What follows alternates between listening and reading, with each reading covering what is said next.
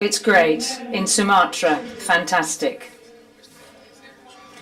Thank you so much for having missed some time on the beach, or maybe missed some rest time, for having decided to spend some time with us. This is the last day of our course.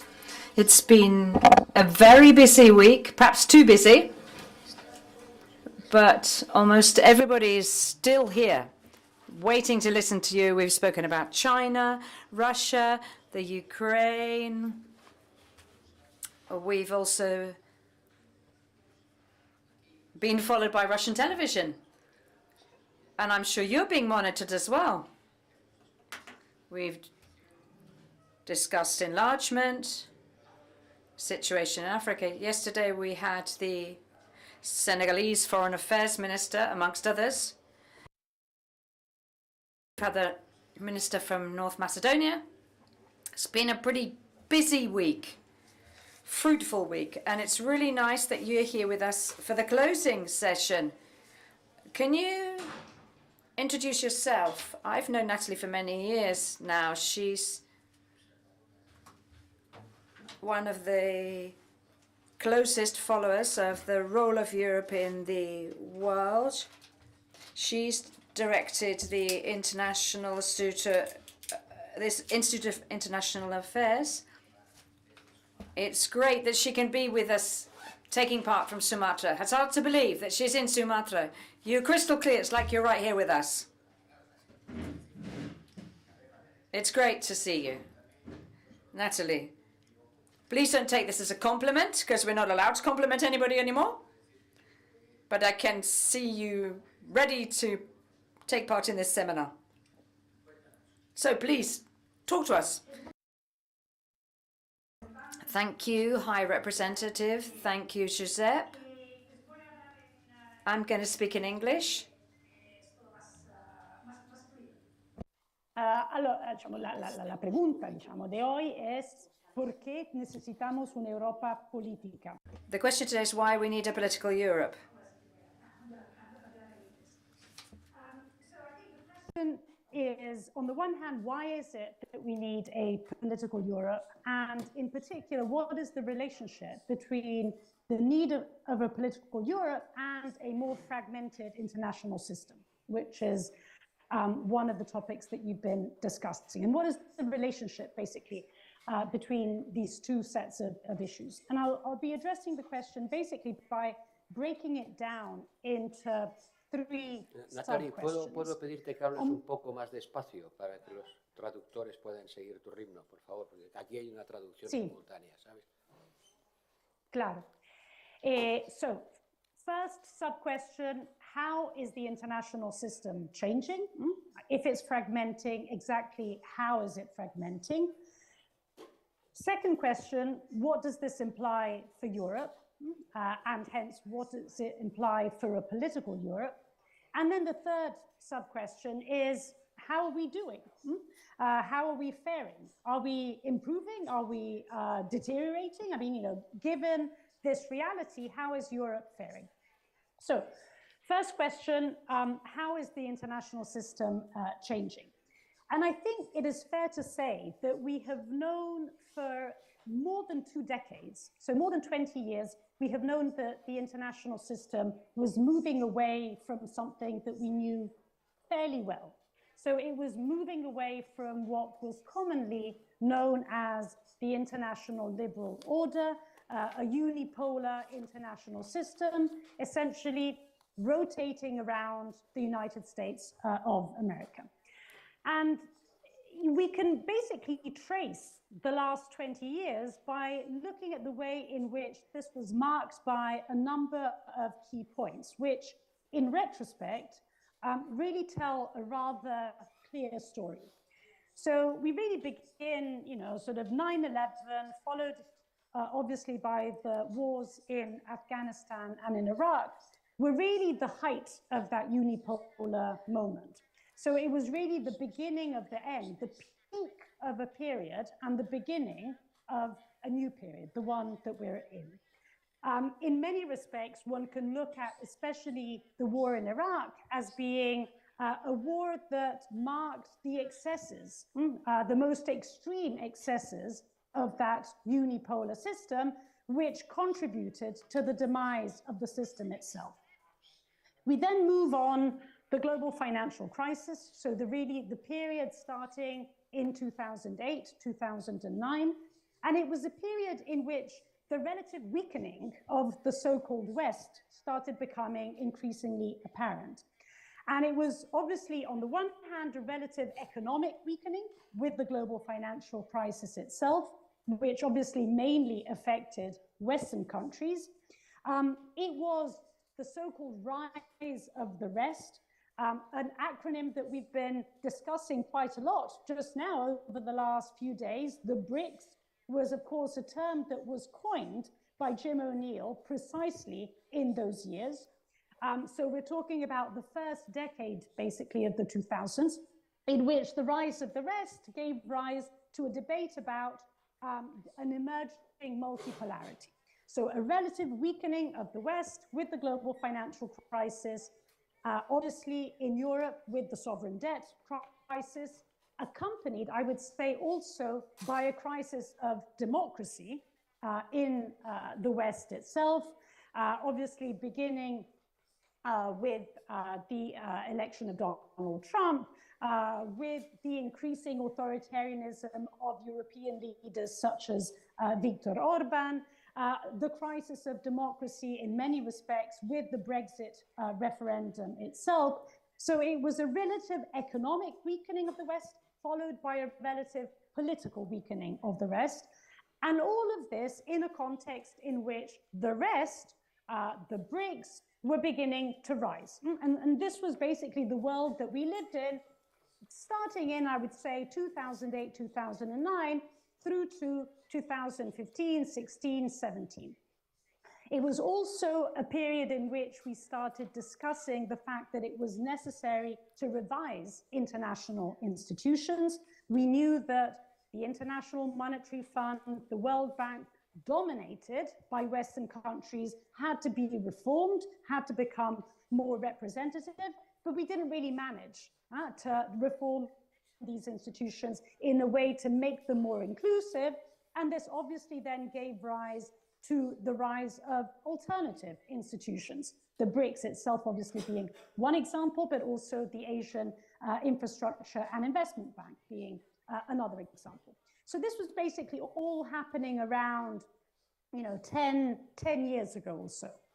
Then we had a third moment in this sequence, which was characterized on the one hand by the pandemic and on the other hand by Russia's invasion of Ukraine, which I think are two extremely interesting crises insofar as they highlight the contradictions which are inherent in the international system that we live in today.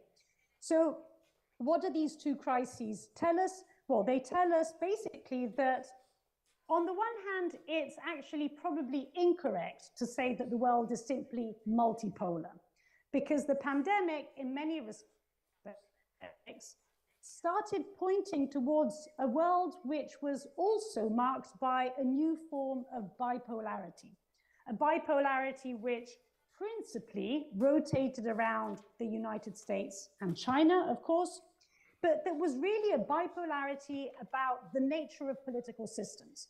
So just like in the Cold War, there was a division in the nature of political systems. Are you a democratic capitalist system, or are you a communist one?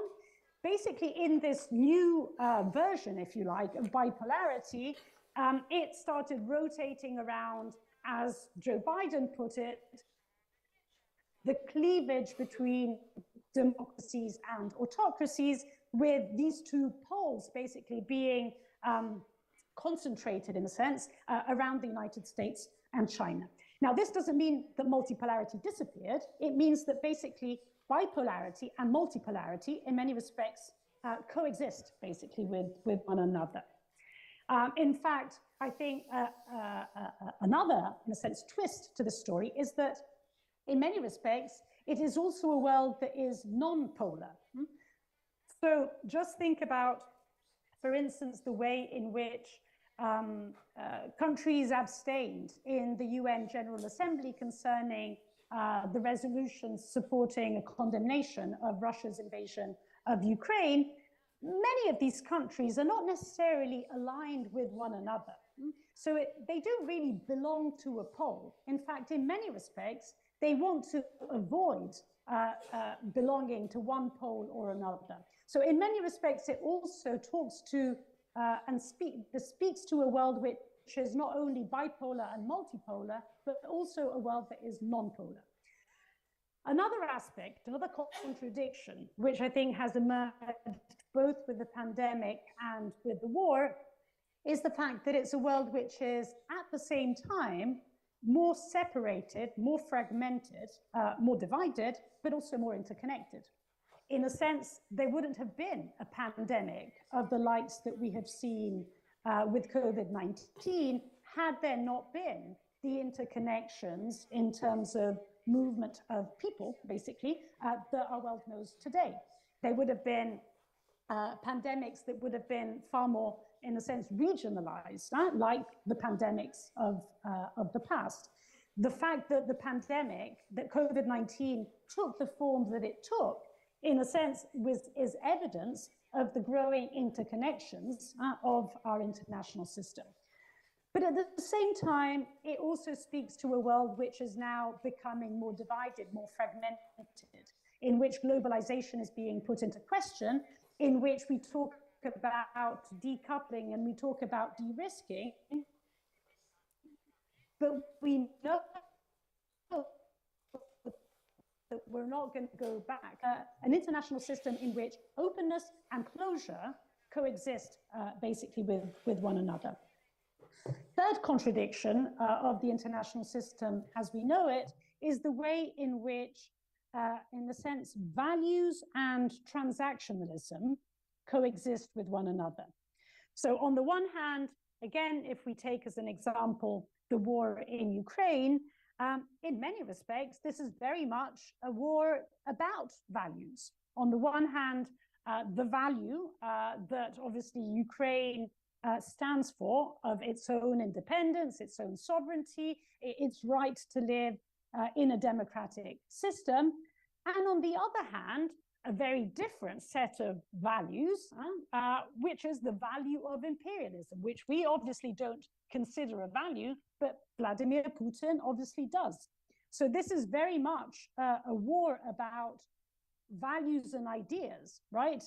If it was just a war that was determined by material interests, it probably wouldn't have taken the form that it did. So on the one hand, it's a world in which principles, values, ideas, and ideology continue to play an incredibly important role, but then it's also a world in which transactionalism reigns supreme. It's a world in which Saudi Arabia and the United Arab Emirates now enter the BRICS, and yet Saudi Arabia is in discussions with the United States about strengthening its security partnership with the United States. It's a world in which India and China are probably living through one of the period of highest tensions with one another, and yet they both belong to the same organization. So it's basically a world in which transactionalism, whether this is the transactionalism of what I would define as the fence sitters, those countries that don't want to take sides with one side, one pole, if you like, or another, or the blade runners, meaning those countries that try to exploit advantages by seeking relationships with one pole or another. It is basically a world in which transactions rather than values are very dominant. So you have this coexistence of conflicts, wars driven by ideas and values, and yet also a world in which transactionism is really one of the main currencies of the day. So what does all this mean for Europe? And here let me put sort of 4 points on the table. What does it imply for Europe? first very basic point, it basically tells us that the rationale for European integration today is a global rationale. So it is no longer only, quote unquote, a rationale based on peace on the European continent after the death and destruction of two world wars. It is no longer the rationale of prosperity through the single market.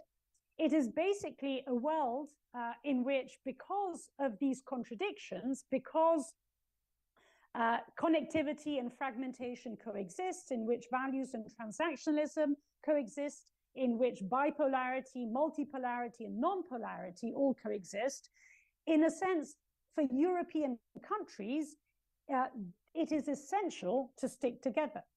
As European countries, including large European countries like France or Germany or Italy, and obviously to an extent Spain as well, we are all small, fat chicken living in a jungle. Small, fat chicken don't last very long living in the jungle. So they either stick together and become something a little bigger than a chicken, maybe an elephant, right? Still relatively docile, but sort of fit enough to survive in the jungle, or we simply will not last very long. So on the one hand, this is a world which makes a political Europe a strategic necessity in a way in which it was not as much in past decades. Secondly, I would say that this poses, though, a set of challenges, specifically precisely because of the nature of the European Union itself. One of the main challenges that it poses to Europe is how to redefine, both internally within the Union and externally, vis-a-vis the rest of the world, how to redefine interdependence. So in many respects, the European Union's DNA is based on interdependence. It is the idea that through interdependence, through cooperation, through integration, conflicts are mitigated, conflicts are resolved. Now we know, on the one hand, that there is still an element of truth in all this, but on the other hand, the interdependence is also a source of insecurity. It's also a cause of wars. It's also a cause of inequality. And so how do we strike a balance, a new balance, both internally within the European Union and externally vis-a-vis the rest of the world, that in a sense can be captured in the slogan, open strategic autonomy, for example, but then exactly what do we mean, or in the slogan de-risking, but exactly what do we mean? Exactly where does the pendulum find a new point of equilibrium between closure and openness? And that, I think, is a specific challenge posed in general to everyone, given the nature of the international system today, but specifically to the European Union that has interdependence embedded into its own DNA.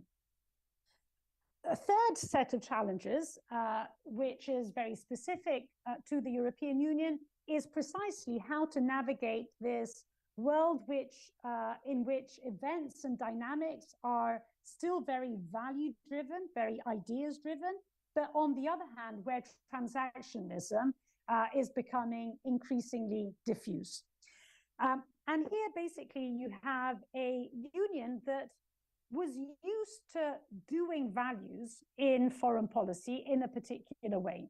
It was used to doing values by declarations, by condemnations, by policies of conditionality. So it had a certain toolbox in the way in which it promoted values, often more in words than in action, but there was a certain way of doing things. How do we reimagine that way of living up to our values, but in a different international system? In an international system in which we cannot simply say, well, we have human rights clauses in our free trade agreements, and that is the way in which we will pursue our values through, for instance, our economic policies, because, well, firstly, it's very difficult not only to sign a free trade agreement, but even more so to have it ratified or implemented. And secondly, you're not going to have a third country that basically accepts European conditions in the way in which they did in the 1990s or in the 2000s. So it's a fundamentally different world. What do? Do we set values entirely to one side? No, of course we can't. Otherwise, we would no longer be ourselves. But we have to reimagine a way of living up to those values in the way in which we do foreign policy. A third set of challenges specific to the European Union is how to find a European place in the world in a post-Pax Americana world. So in a sense, for good and ill, European foreign policy up until now has always, pretty much always, been shaped by the United States. If we think about our greatest successes in foreign policy, think about the stabilization of the Balkans, think about the Iran nuclear deal. Whether for good or ill, there was always a very strong connection with what the United States did and how European foreign policy, at times to contrast the United States, but was forged in relationship with the United States. How do we reimagine a foreign policy in which the United States will no longer be the defining, it will still be an incredibly important actor and our greatest partner, but it will no longer be the first determinant of the international system? How do we reimagine, therefore, ourselves in a world in which our foreign policy can no longer simply be a function of who and what the United States is? So these are, as far as the implications are concerned. Very last set of issues that I wanted to touch on by thinking through these challenges is, so how are we doing? How, in a sense, how are we scoring so far, given the set of challenges? And in order to address this question, I'll mainly be using Ukraine as a reference point. So, firstly, how have we been faring in terms of a political Europe in this more fragmented world? If by a political Europe, we obviously mean also, starting from a more united Europe. And I would say that as far as political unity is concerned, I think, frankly speaking, better than expected. Now, the fact that Europeans stuck together, stuck with one another when the war began, to be honest, is not particularly surprising. Russia's invasion was so extreme, it was such a shock to everyone that, you know, to be honest, it would have been a little bit strange had we not been united. I think what is more surprising, positively so, is that we have remained united in the last, you know, over a year and a half. And this was not to be taken for granted. The fact that even in a sense, you know, sort of our most problematic cases, like Hungary, right? We have found ways, in terms of that political unity, we have found ways of, how can I say, managing the problem, mitigating the greatest excesses as far as standing together as a union is concerned. So I think on political unity, frankly speaking, I would say top marks. Then we come to this question of how do we reinterpret, you know, are we finding the right formula to reinterpret interdependence? Here, it's a far more mixed picture, I would say, also because it needs to be broken down into different sectors. On energy, I think that, again, we have done far, far better than what many thought, even I thought, frankly speaking, when the war began. It was not at all clear that we would have managed to sever our gas dependence on Russia in a world in which we now know how interdependencies can be weaponized, and we learned the hard way.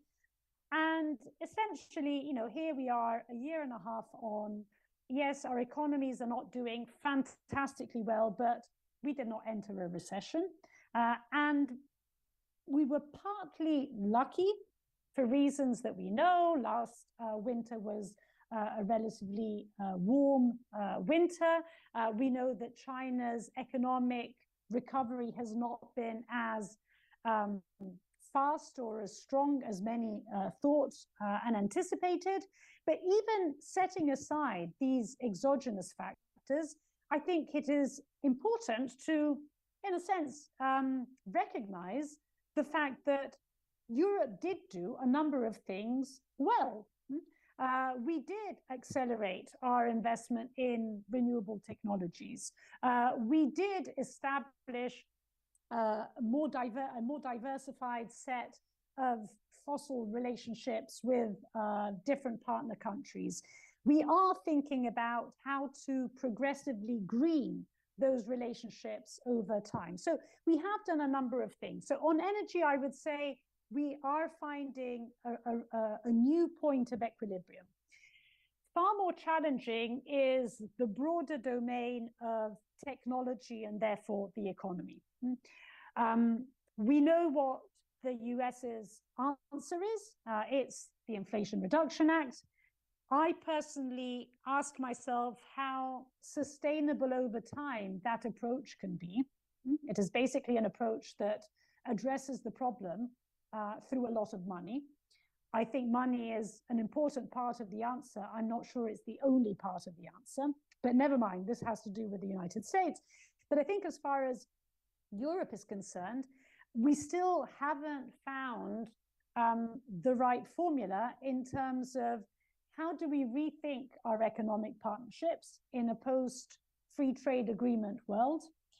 How do we invest in technologies when there are very clear limits to the European budget? It is very clear that the budget as is in the European Union, I'm not talking only about the current budgetary cycle, but simply the way in which the multi-annual financial framework is structured and thought, it is far too small for the needs, basically, of tomorrow. How do we move forward on the integration agenda? Because it is very clear that if we are to have and to foster internally the technologies that we need to have a single capital market. We need to have, really need to have a single digital market. I know that the laws are being passed, but one thing is to pass the law and one thing is to actually have a single market in practice. So I think on the question of interdependence, we're still seeking a solution. Then I think final two points very quickly. I think there's a question of a big question of enlargement, where we have, on the one hand, woken up again to the strategic necessity of enlargement. We had basically forgotten about it from 2007 until last year. We thought that we could afford not to enlarge. Russia's invasion of Ukraine has reminded us that it's a luxury that we don't have, because countries to which we don't enlarge to, pretty bad things can happen. And obviously those bad things have repercussions on Europe itself. So we now know that we have to enlarge. What we still don't know is exactly how to do it. I think the main questions that really need to be resolved have actually less to do with representation in EU institutions and decision-making. They have more to do with budget and policies, beginning obviously with agriculture and cohesion policy. So I think the enlargement question also still needs to be... Natalie, I would have to ask you to finish soon, because if not, we won't have time. Is really a defense challenge. On the one hand, we have done incredibly important things over the last year and a half, everything revolving around the European Peace Facility, really revolutionary things if we think back, 5-6 years ago. On the other hand, the paradox, our defense dependence on the United States has massively grown in a world in which the United States, as I was saying earlier, no longer calls all the shots. Anyway, so I'll stop there and let's follow up on discussion.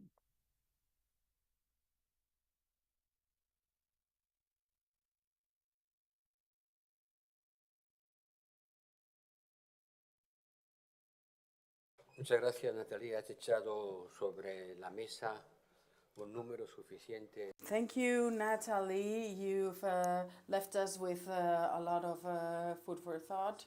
You've analyzed the world panorama and situation and how Europe can develop to be a geopolitical player. But you also talked about democracy and autocracy and the West and the rest. And in fact, the rest, and I would like for you to say something about this, the rest also seems to be organizing itself in the same way that the others have organized themselves in groups. And in fact, these days we've seen how the BRIC are going to be enlarged with very different countries that represent almost half the world's population. Minister Lavrov yesterday explained what this union of the rest means. So the rest is getting organized.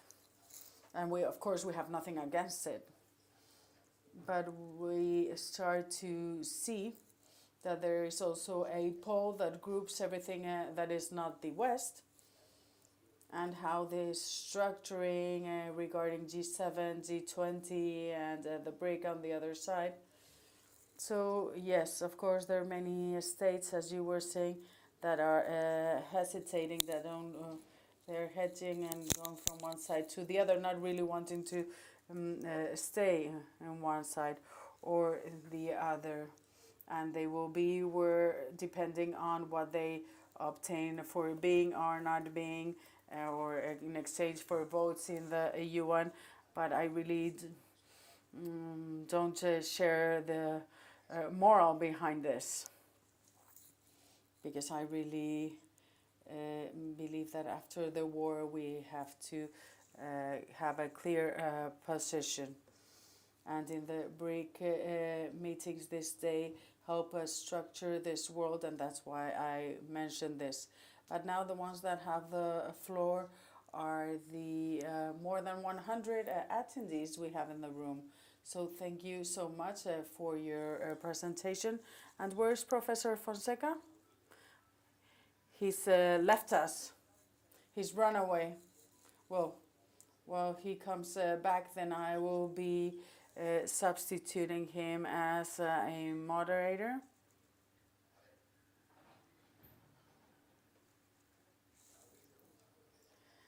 He's run away through the back door. Professor Fonseca is the academic director of the course, who's been in charge of everything this week. Ambassador Bregolat. Our friend Bregolat has been ambassador in China and Russia for many years, and he's an expert in international policy.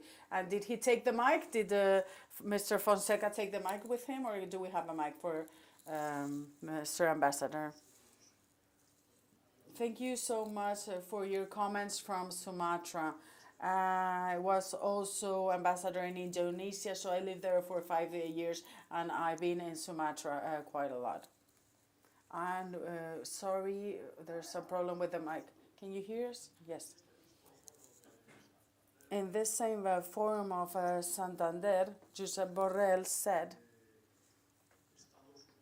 the US believes it's unavoidable to have an open conflict with China, and he fears that China sees things in the same way, and the EU needs to try and avoid this becoming a reality. I believe there's even a more significant role for Europe than this one.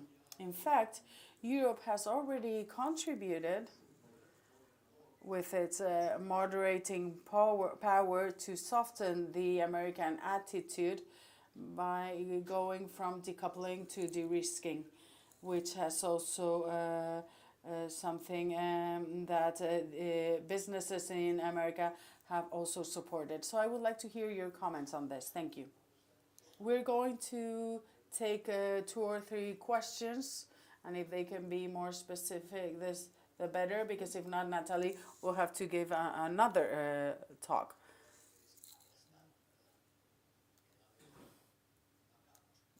You're knocked out, aren't you? Please introduce yourselves as the ambassador did. Hello, I am Tomás Reyes Ortega. I work in the Foreign Affairs Department, and I work in relationships with Latin America and the Caribbean. So I wrote down a concept that was a concern for me, and this is the world post-trade agreements. You in fact said post-free trade agreements. I believe that the EU is getting rid of its original way of working. You said it in the origin it was a peace agent. Now we speak about security.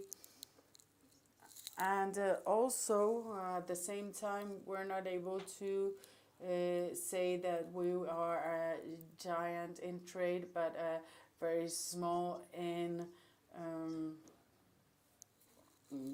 the political side of things. So it is difficult to develop at the same time the political side and the trade side.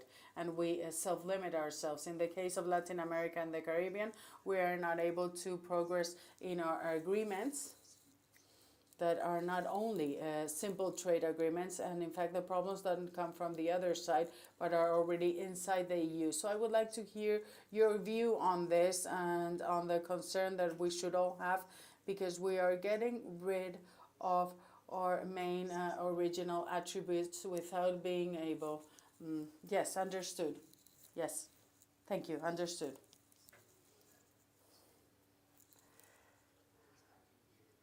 Because problems do also come from the other side, I must add, in the case of Latin America and the Caribbean. We're not the only ones with problems. Both sides are reluctant for different reasons. It's do we advance in the political side of things or on the trade side of things, and we are stuck. Any other questions? What's happening today? Usually there's hundreds of questions. What's happening today? Is it because it's Friday? Because now it's not raining and not sunny anymore in Santander?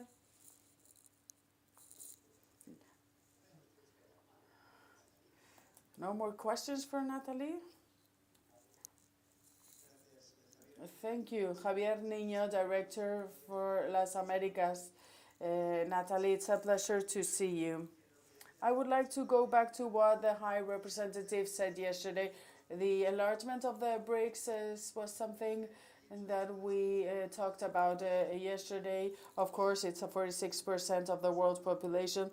They say that even more, but it's quite shocking that Iran becomes one of the countries that becomes part of the BRIC, and that they don't have any elements in common. Isn't this something that legitimizes this process? And I would like you to speak about this and what do you believe it means for Europe. What about the group from Andalusia that has been very active in the other sessions? And also the Basque group, they were also very active. Good morning. Please introduce yourself. We know that you're a Basque, but that's not enough. Luque Uribe Echevarría, MP for the Senator for the PNV, the Basque Nationalist Party. I would like to hear your comments on what the attitude has been of the regarding the agreement that was reached 3 years ago, and that is also linked to the BRICS. and I mean the agreement between China and 14 Asia-Pacific countries. Some of them have clear links with the West, like Australia, New Zealand, South Korea, and Japan. The US, we've seen that has made some movements. In fact, recently it's had meetings, if I'm not wrong, in Washington with South Korea and Japan. The EU, when facing this trade agreement that seems to be the biggest one in the world because it's 30% of the world economy and a potential market of 2.2 billion inhabitants. So what has the reaction of the EU been? Has it been the correct reaction? Thank you. And if you will allow me, Natalie, the US has been in the Indo-Pacific area lately. They've had an intense diplomatic activity in this area with specific military agreements, economic agreements, from submarines with Korea. So there are in the Indo-Pacific area more and more present. So Natalie, while the group wakes up, you have enough, I believe, with this first questions.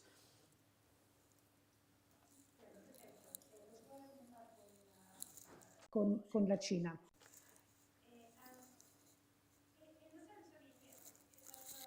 Right. I mean, you have a position, European and American position, which are largely convergent, but they're certainly not identical. And in many respects, it can be, sort of captured in the slogan, decoupling versus de-risking. But I think what lies fundamentally behind these different approaches is the fact that the EU's goals and the US's goals when it comes to China are basically different. For the United States, this is the question of competition, meaning slowing China down, avoiding that China overtakes the United States. And so how do you slow down China's rise? And therefore, what is behind the idea, whether you call it decoupling or de-risking, it is the idea of preventing China from having certain technologies that would enable, basically, that accelerated growth that would enable, therefore, China to overtake the United States. The European Union doesn't have these problems. So, in a sense, the EU is past the stage of thinking it's a global hegemon. It doesn't have, although we talk about China also in terms of competition, what we don't actually mean is competition aimed at us being above China. What the EU, what lies behind the idea, the European idea of de-risking, is that we now know that interdependence can be weaponized, and therefore we de-risk in order to protect ourselves. And therefore then comes the challenge of how do you protect yourself without this falling into protectionism, and how therefore do you find any balance? But this is basically about European protection. It is not about European ambitions for hegemony and therefore competition with China. Now, these two sets of goals, competition for the United States and protection for Europe, are largely convergent, but as I said, they're not identical. Or there certainly could come a point in the near future in which actually the differences would become far more explicit. Now, what worries me tremendously as a European is that because of the very last point that I mentioned in my talk, which I then didn't elaborate, meaning our dependence, defense dependence on the United States has increased massively as a consequence of the war in Ukraine. And given that nothing in life comes for free, my fear is that increasingly moving forward in a sense, far more polite ways, if after Biden there is Biden, in far more rude ways if after Biden there is Trump. But even if after Biden there is Biden, we know that after Biden and Biden, there isn't Biden, right? And we know that whatever president will come after even the next elections will not be a transatlantist president. Biden will probably be the last Atlanticist president as we know Atlanticism today. And it worries me tremendously, as I said, because there will be payback that Americans will ask of Europeans, and that payback is called China. And therefore, I fear that we will not be able to define concretely de-risking as we would like, because we will be pushed, apart from, in a sense, what name we give to things, but we will be pushed into an American understanding of what de-risking or decoupling basically will mean.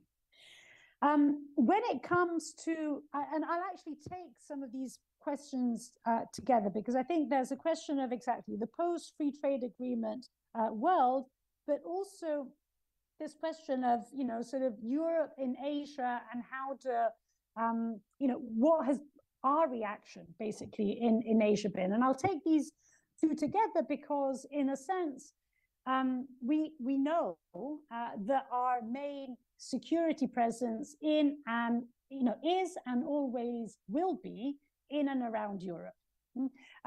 Basically in the Balkans, in Eastern Europe, in North Africa, in Sub-Saharan Africa, if we really want to be ambitious, right? My personal view is that we will never have a primary security presence in East Asia. What is and what always has been our main role in East Asia has mainly been economic. And this poses the question, right? Because if we are going to be living in a post-free trade agreement world, for reasons that are partly European, the increasing difficulty of ratifying free trade agreements, the increasing demands that come from partner countries themselves, and more broadly, the fact that at the global level, basically, one just needs to think about, the fact that the World Trade Organization has been stalled for basically 2 decades.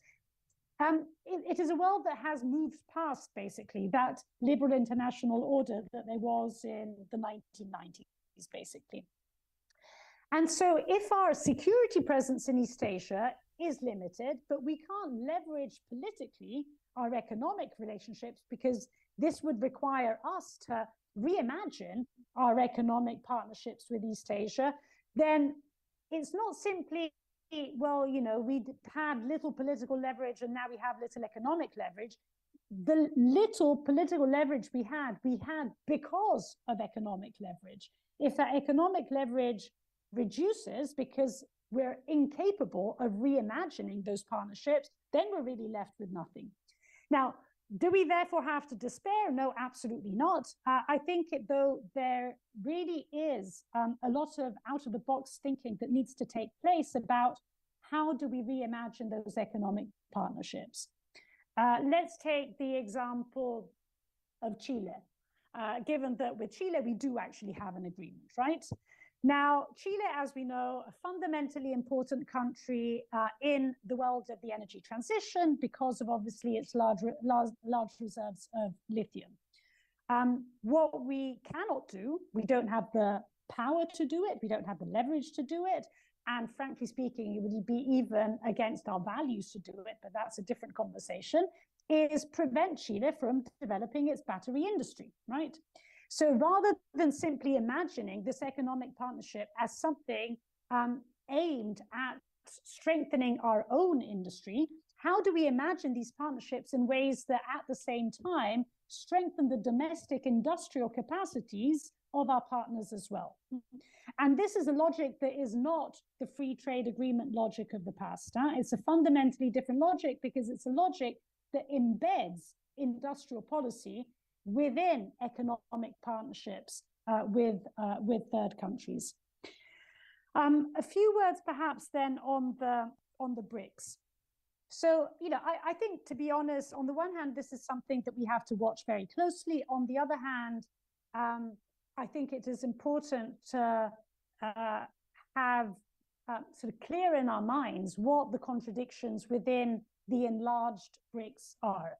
So basically, in an enlarged forum, as was in fact pointed out in the question itself, you basically have two parties which, yes, may have signed a reconciliation agreement, Saudi and Iran, but are and always will be, frankly speaking, strategic rivals.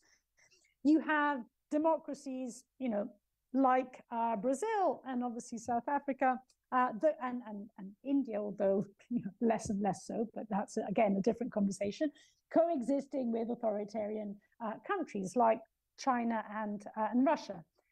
You have, and I mentioned this earlier, a growing tension between India and China, again playing out within the BRICS. So it is very clear that this is not going to be a cohesive format that can really spearhead a strategic agenda.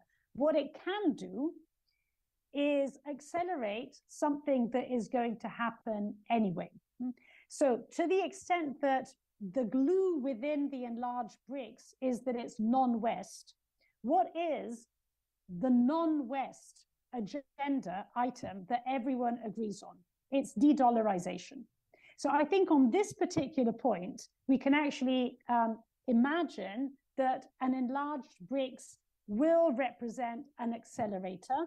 But to be honest, as I said, this is something that has been on course already and will happen already. It may be something that can give it an additional push, but it's not something that is the make it or break it factor, basically, in de-dollarization. So as I said, I think enlarged BRICS held together by the fact that they're non-West, and the non-West which holds together despite all of these contradictions on, as far as I can see today, a single item, which is an alternative financial system, basically.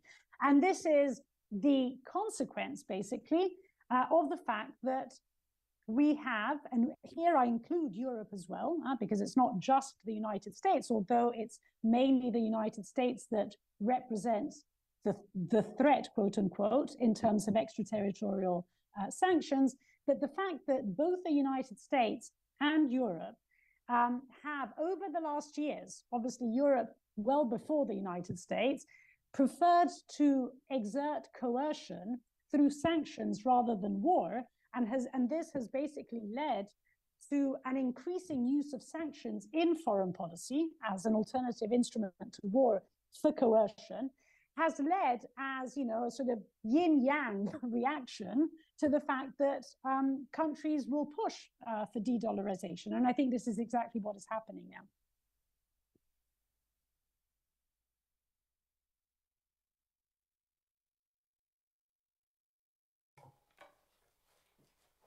Yo creo que...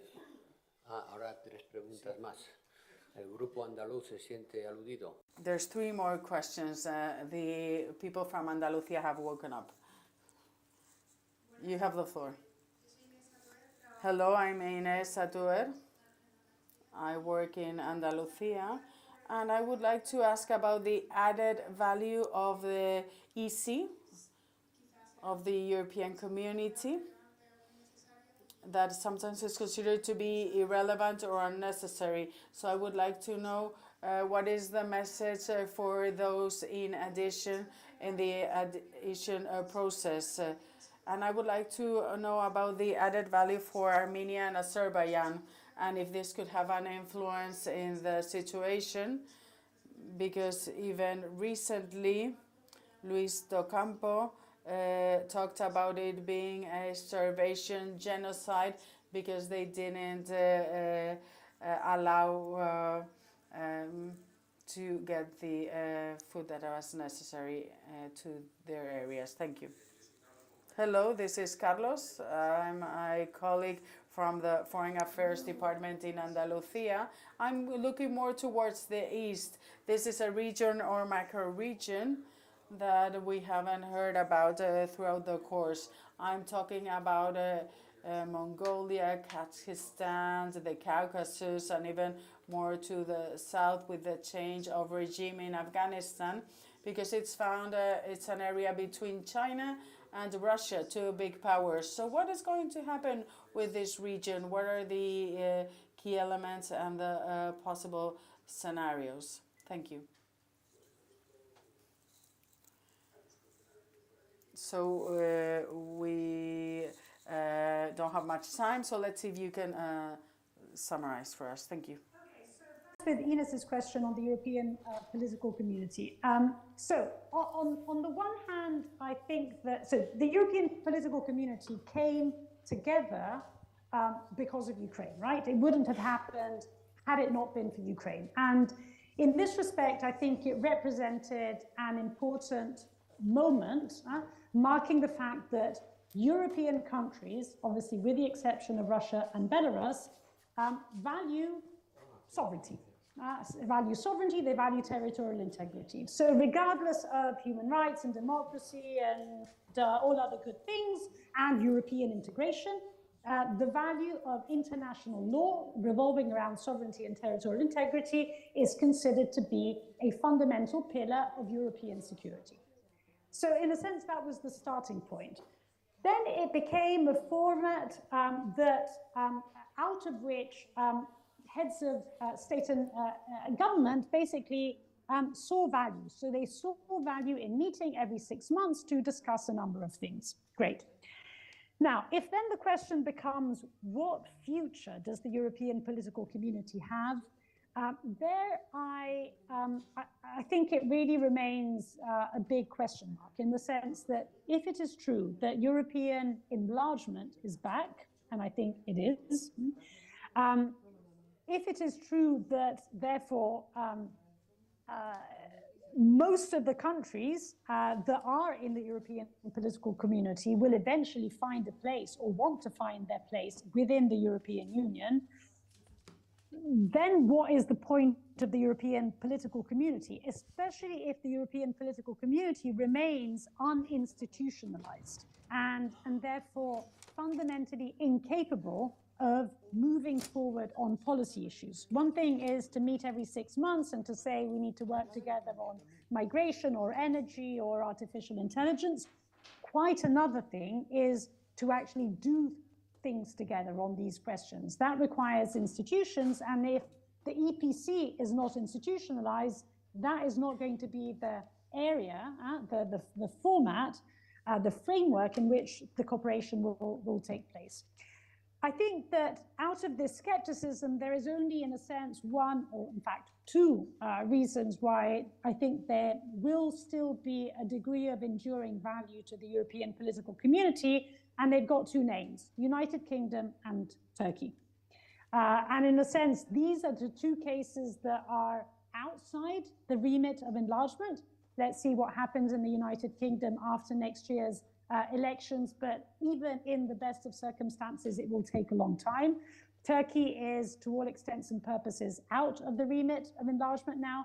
So if only for those two cases, I think there will continue to be a certain value in the EPC. Now, on the question of Armenia, Azerbaijan, and I'll actually sort of lump this together with a broader question on Central Asia. Essentially, what we have seen, I mean, the paradox of Russia's invasion of Ukraine is that Russia invades Ukraine to reassert empire, and in doing so, it loses empire, or rather, it loses its imperial or neo-imperial, in a sense, powers in the South Caucasus and in Central Asia. And not only that, basically, Russia is becoming, I would argue, has already become a vassal state of China. So in a sense, it is in exactly the opposite relationship that it imagines its role in the world to be, which is precisely the role of empire. So in this world in which basically there is no longer Russia as we knew it in the South Caucasus, you basically have the dynamics between Armenia and Azerbaijan that have changed dramatically. I would say tragically for Armenia, not only quote unquote because of what is happening now, but tragically for Armenia because, and this is something that I keep on telling to Azerbaijanis now, I say to them, look at the mistakes that Armenia made in 20 years. In those 20 years, Armenia had won the war, and it did not capitalize upon that victory to try and clinch an agreement that today is unthinkable. To clinch an agreement on various very advanced forms of self-determination for Nagorno-Karabakh. And today, you know, not only is there starvation basically going on, but Nagorno-Karabakh would be amazingly lucky. I would say it's almost impossible even to imagine not only obviously autonomy, but even minority rights, right, for Nagorno-Karabakh.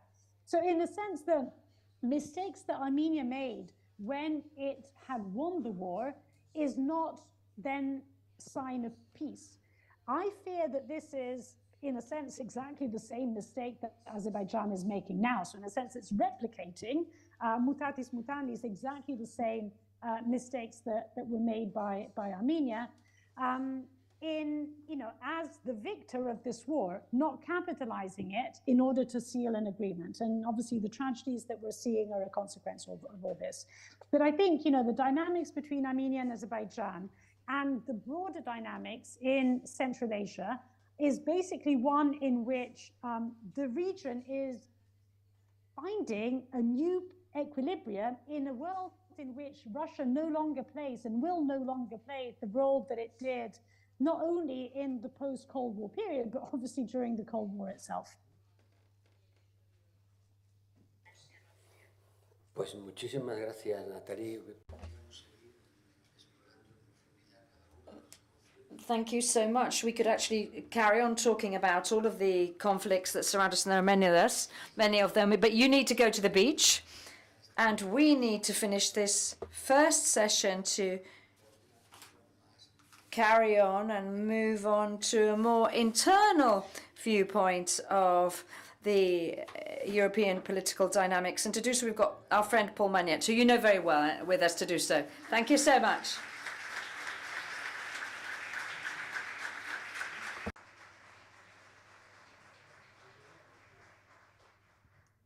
Bien, pues tenemos que hacer una pausa técnica, pero... We do need to have a technical break,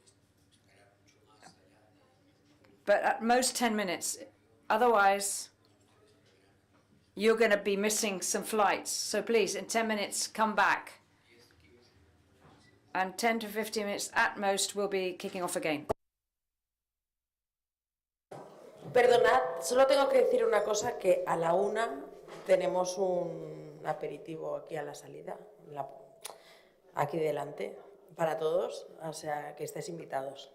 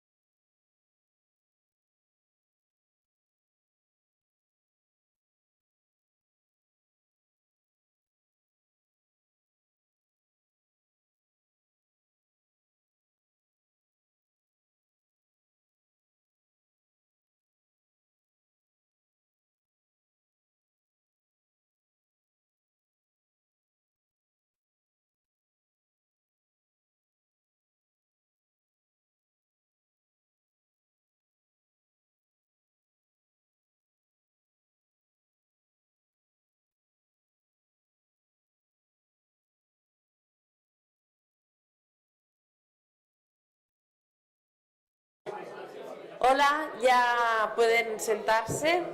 Okay, please do take your seats. We are going to start the session.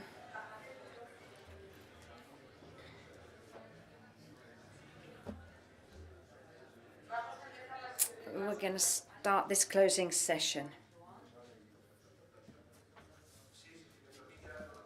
If the High Representative will allow me, and before handing the floor to him, when we finish on your way off to a cocktail, you find on the table the most recent book from the High Representative, which is called The Year in Which War Came Back to Europe. You can pick up a copy as you leave the room. Thank you, Professor Fonseca. And the final talk, the closing talk, is going to be given by a person who meets two of the conditions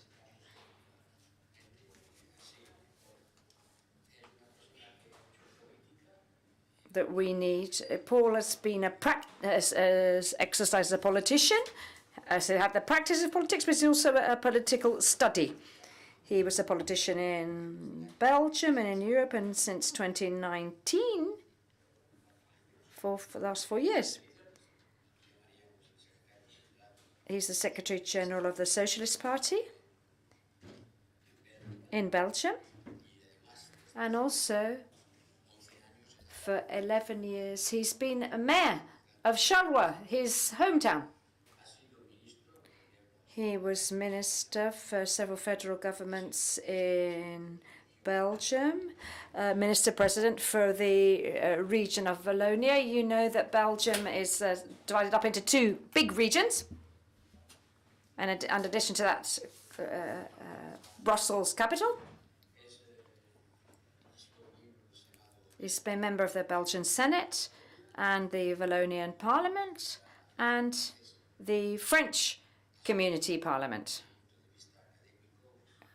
Academically, he's got a very brilliant career, professor at the Free University of Brussels, director of European Studies at this university. He's also taught in Lausanne, in Florence.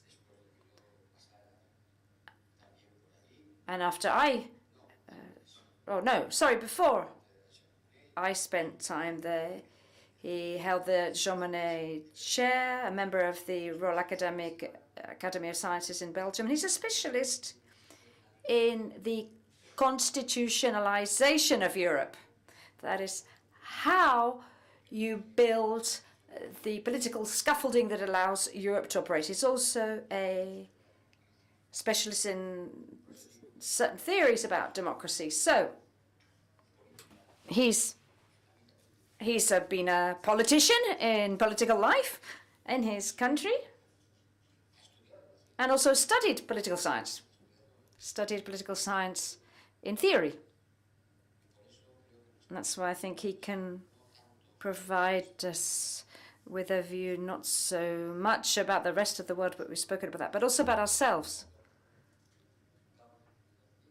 You've just published a book, if I'm not wrong, on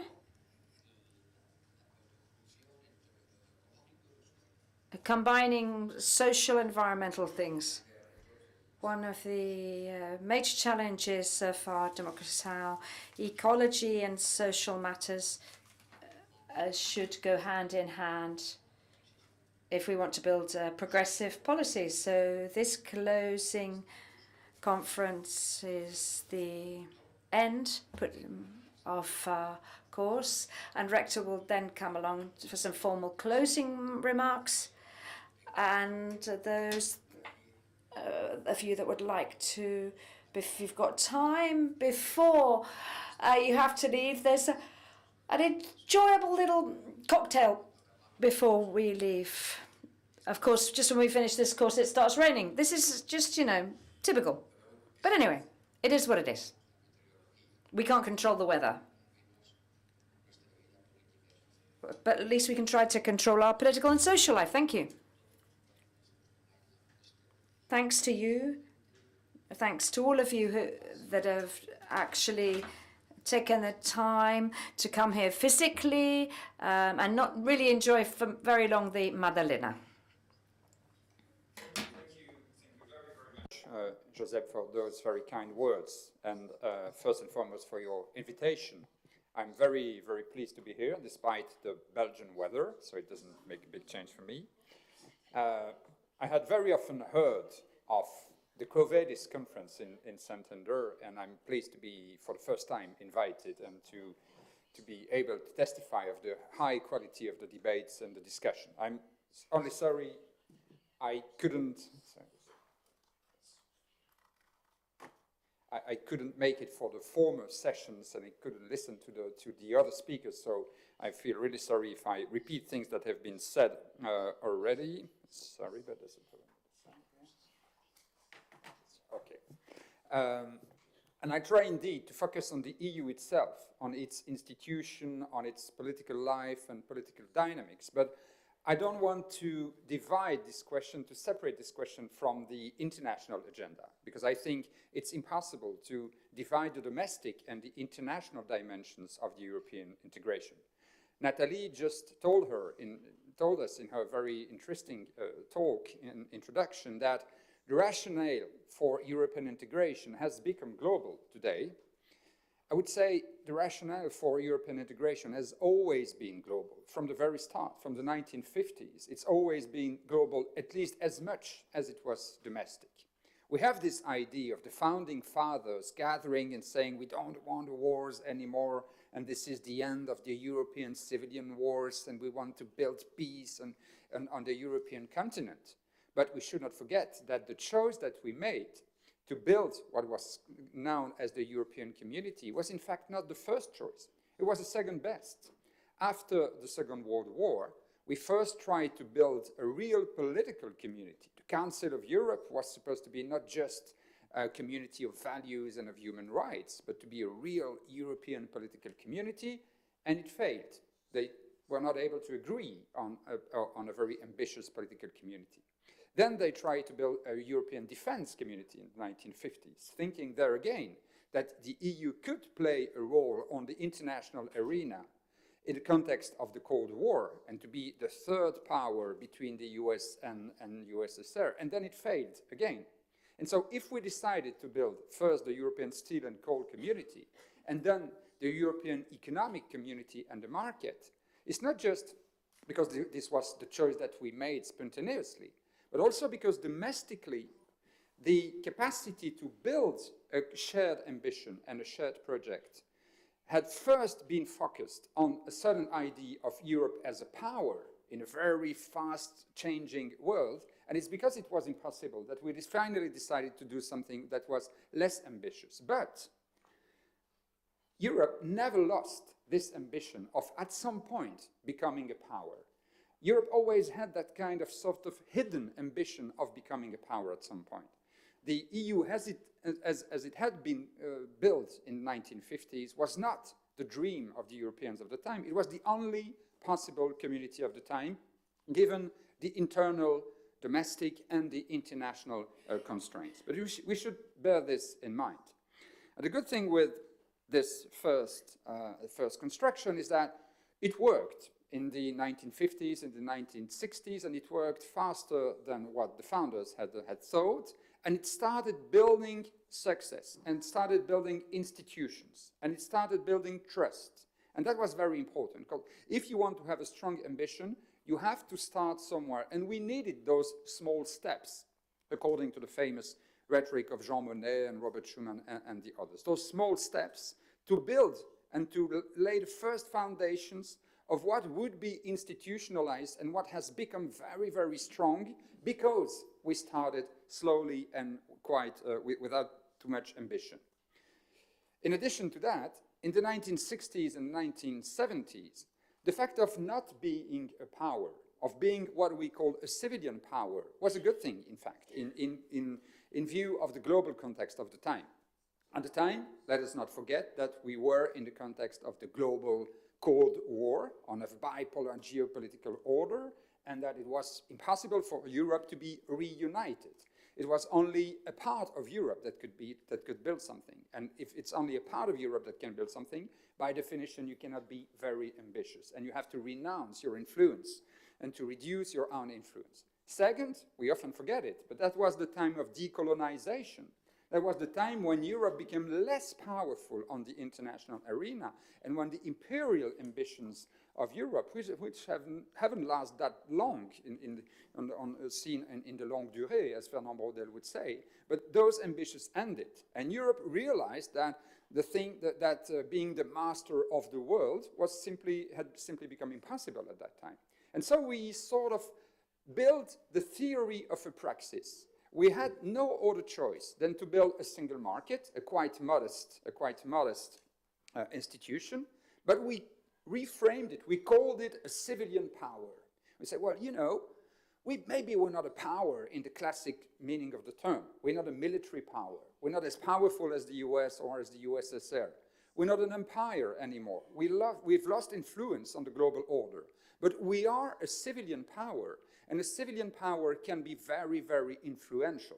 We can influence the rest of the world via trade and aid, and we can manage the decades after decolonization via trade and aid. And trade, as a complement, as a natural complement, it's been said in the discussion, of the single market, was thought to be the pillar of the global influence of the European Union, European Community of the time, on the rest of the world. And to a certain sense, the fact that we had lost the colonies, that there was a Cold War, and that we had modest ambitions was a good thing at that time, because it helped us build the foundation of a system, and you know, and that's the history of political systems, when you try to solve the national question, the question of the boundaries, the social question, the question of the political balance, the institutional question and the democratic questions, when you try to solve all those issues in the same time, and to become a power in the same time, it's very difficult to manage all those issues altogether. When you can concentrate on a smaller ambition, build a market with some institutions, start learning and working with the other, build a culture of compromise and of negotiation among a limited number of states, then you lay the foundation of something that can be very strong and that can, in the forthcoming decades, start to strengthen its own power inside and also outside. And then came, and I'm sorry if I come back to history for a while, but I think it's important to understand the present. And then came, of course, a moment of deep refoundation of European integration after the fall of the Berlin Wall and the fall of the bipolar geopolitical order. We were so deeply shaped by the conditions of the post-war period that when those conditions fell apart, it was a very deep existential crisis for European Union. What does it mean to be a European Union if the Cold War isn't there anymore? It raised a very important, and the most important question it raised was first the question of the boundary.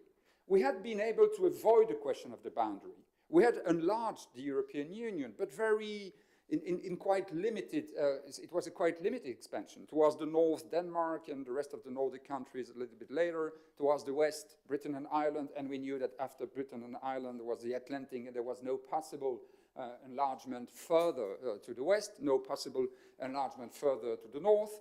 After the democratization of Spain, Portugal, and Greece towards the south, and then we also thought that this was the limit. And so with the Cold War, we could say, well, okay, the question of the boundaries is solved. We have reached the limit on the north, on the south, on the west, and there is an iron wall on the east, which prevents us from opening this discussion. But suddenly, this Berlin Wall fell, and we were forced to reopen the question of the boundary. We were forced to reopen the question of what is our territory, what is our relationship with the East, which, as you know, from the time of the Roman Empire, from the time of the division of the Christian Church, and again in the 1916, in the 16th, 17th, 18th century, in the 19th and 20th century, the question of the eastern boundary of Europe has been the existential question. The Cold War had made our life easy because we could say we don't have to address this question. After the Cold War, we had to address it.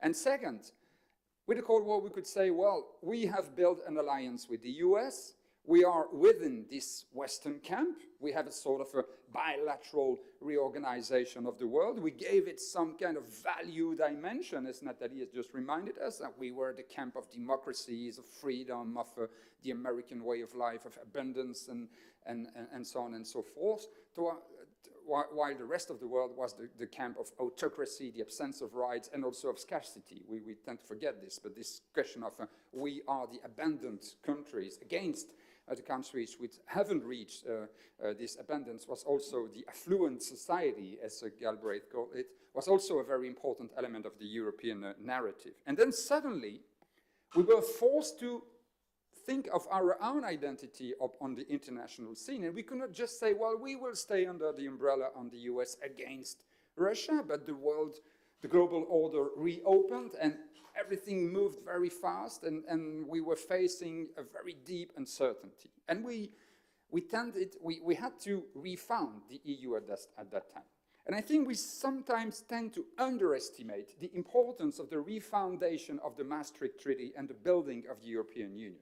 It is a very, very deep reconstruction of what the European integration had been from the start up until for the first 4 decades. With the CFSP, of course, and the fact that the EU says we have a political ambition in coordination with the NATO, but we have a political coordination with what was called the deepening, not just the single market, but also abandoning monetary sovereignty, which is intellectually and politically and symbolically something very, very important and difficult for many countries. And of course, with the fact that as the Berlin Wall had fell, we had to readdress the question of the eastern boundary and to think of how we would manage the relationship with the neighbors. We opted for enlargement as a sort of evidence. It was decided very rapidly. The discussions between 1989 and 1992 or something like that, yes, there was some hesitation. Should we have a two-speed Europe with a global OSCE and Council of Europe integrating all member states and a smaller European Union that would remain on the western side? Or should we have a broad ambition and integrate those eastern countries in the EU itself? The discussion was not very long. It was settled quite rapidly, and the option was enlargement. The option was opening the boundary towards the east. But then, with also, of course, this point of reopening the ambiguity of where is the end? Where is the end of the east? Because physically, territorially, I mean, on the north, on the south, on the east, you have seas everywhere, and you can say the sea is a limit. On the east, there is no sea, there's no natural boundary, as people said in the past, and so the question remains permanently open. Now, we're still in this moment where we've made this choice to enlarge on the one hand and to assess a political ambition on the global order through a CFSP and a stronger coordination of political and defense policy, and to strengthen it institutionally, and Josep is himself a symbol of this strengthening, since the function of High Representative of the Secretary of State of the EU was created at that time to assess this ambition. The problem is, despite this new model, we haven't been able to convince ourselves and to convince the rest of the world that we have found the final good model. And we are faced with major challenges. And to some extent, and I agree with the challenges that have just been described by Nathalie, but I would stress some differences. First, this is maybe the highest level of hypocrisy within the EU. We do not dare to open the discussion on what enlargement means today. We have, as you know, 10 countries which are candidates, small countries.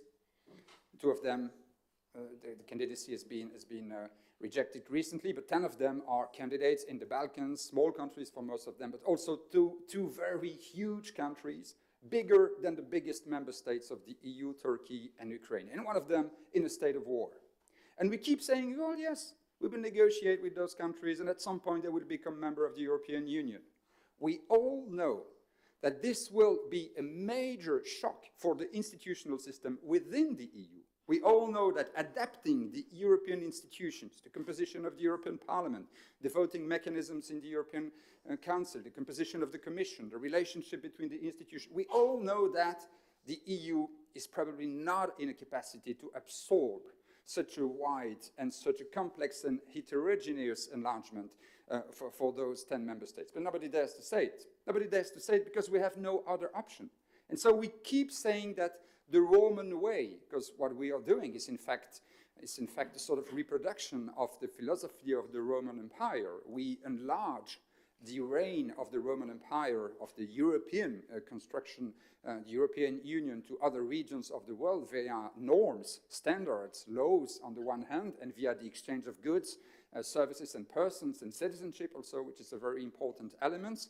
And we hope that the capacity to keep absorbing new peoples and new territories will not undermine the foundations of European integration. Although we already see today that the deep heterogeneity of European integration creates lots of tensions in the life of European Union every day. And although nobody is in a capacity to imagine how a European Union with 37 and maybe 40 member states at some point could work with a deep heterogeneity of very small states and huge states such as Turkey, for example, very rich ones and very poor ones, Eastern, Western, and so on and so forth. And that's one of the questions that we don't want to address.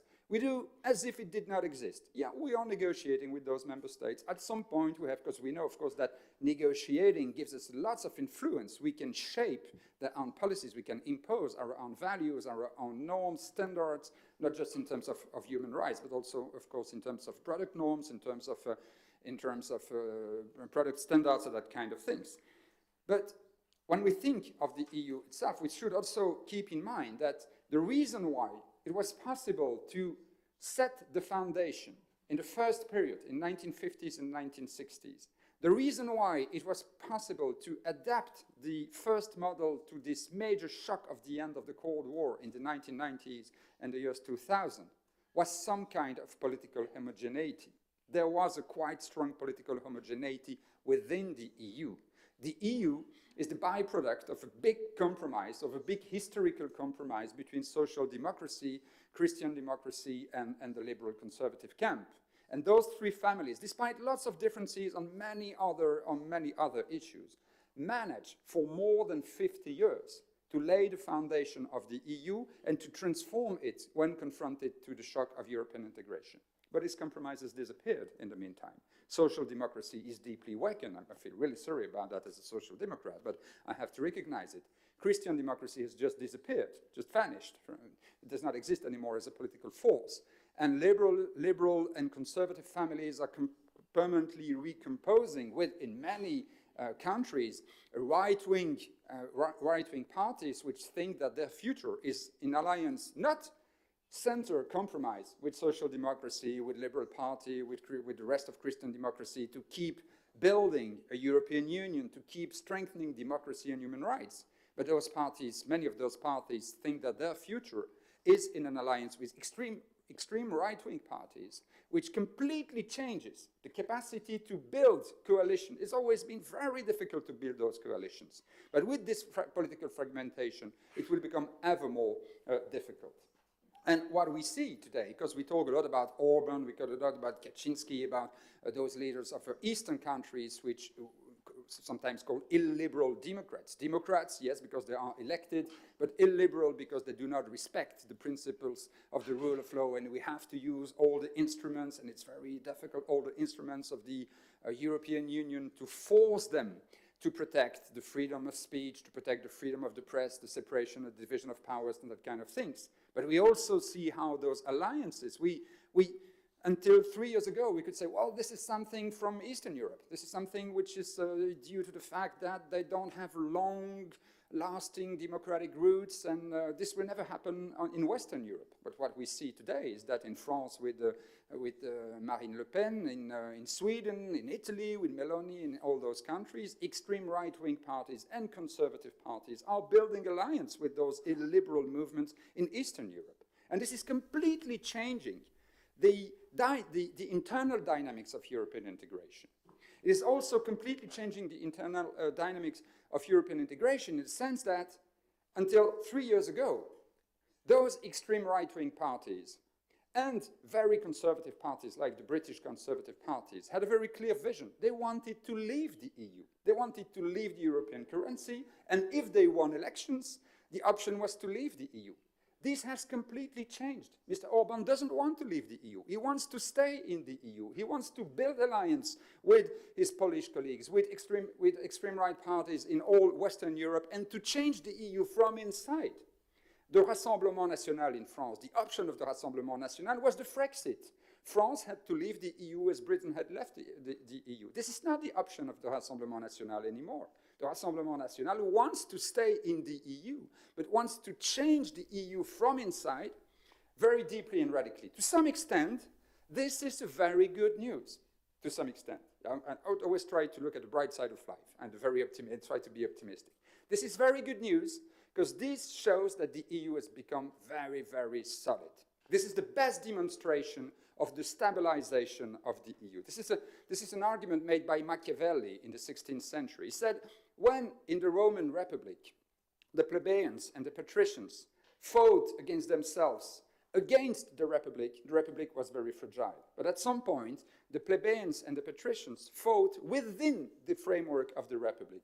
They wanted to change the Republic. They wanted to influence the policies of the Republic, but they did not put the Republic as itself into question. The same happened in the 1950s in France. The communists and the Gaullists disagreed about everything, but they were all republicans, and they were all in the French flag.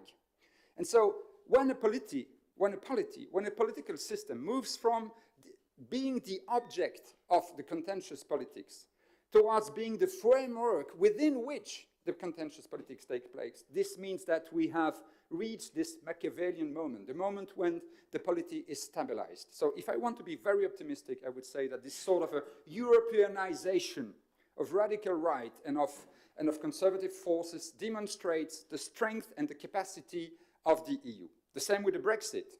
The Brexit demonstrated that if you are a very powerful member state, Britain, it's a very powerful member state, you have influence all over the world, you have a former empire, you have a special relationship with the US, you have managed to reshape the EU from inside at your image with the freedom of movement of capitals, for example, and that was Mrs. Thatcher's priority. So you have a lot of influence, but at some point, you have even Britain has to make a choice.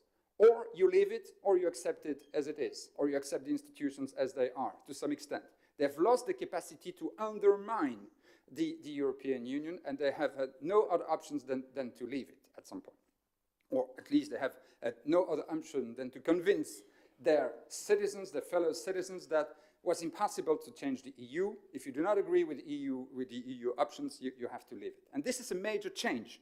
This demonstrates that the EU is more robust and stronger than ever in its history. Nevertheless, it is facing, I think, three major challenges. The first one is what the French political scientist Bertrand Badi, specialist of international relations, calls the powerlessness of power. The powerlessness of power is the fact that power, as we used to understand it, is not powerful anymore. We have to recognize that we've tried all sort of different kinds of political interventions in the 1990s, in the years 2000, in the years 2010. But in Rwanda and in Central Africa and in East Congo, in Syria, in Libya, in Afghanistan, in Iran today, in Nigeria, in Mali, and I don't want to make a too long list, otherwise we will all be completely despaired. We sometimes intervened in the framework of a multilateral mandate of the UN with others. We sent troops on the ground for peacekeeping, for humanitarian intervention, sometimes for simply military operations, but we were not in a capacity to stabilize those regions. Let's recognize it. We're not in a capacity to stabilize those regions. We can show that we have strength and to send troops and to send military capacity, but in the end, we remain confronted with deep instability in those regions. This being said, and sometimes we were deeply divided. The case of Iraq remains a very interesting case in 2003, only 20 years ago. 20 years ago, when an option had to be made, Europe was completely divided between those who simply followed the US and those who said, well, Europe has to have its own voice and has to have its own vision of the rest of the world, and to say to the US that we will not follow them, we're not able to do it. But Ukraine is in this respect, I think, and can be a good news. First, on Ukraine, the consensus within the European Union was built very, very rapidly. I must say, I was very struck about that. This must be due to the talent of Josep, notably, and not only, but when you think of it, the capacity to divide the Europeans on Ukraine was potentially very, very high. And nevertheless, very rapidly, we agreed on a set of policies. Second, what we managed to do with Ukraine is a kind of policy mix, which is quite interesting and which should not be underestimated. We not simply sent weapons. Of course, we sent weapons. We very rapidly decided not to intervene. We very rapidly also decided not to even send airplanes and go on beyond Ukrainian territory, so to stay within our boundaries and to support Ukraine from outside. We also decided to adopt a very ambitious plan of sanctions against Russia, despite the fact that the former set of sanctions had created lots of debates within the European Union. But we knew it, and we nevertheless did it.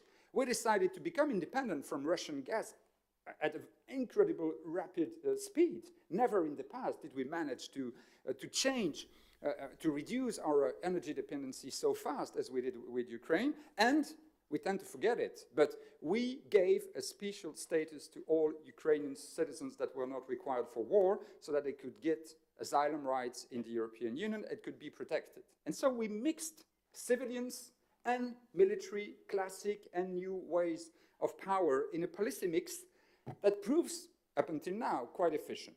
The only problem with this policy mix, I would say, is that it is perceived by the rest of the world as a kind of double standard. When you talk to people in Africa or in other regions of the world, in those regions which are confronted with deep stability, they say, well, you did all this for Ukraine, but you didn't do 10% of what you did for Ukraine for us.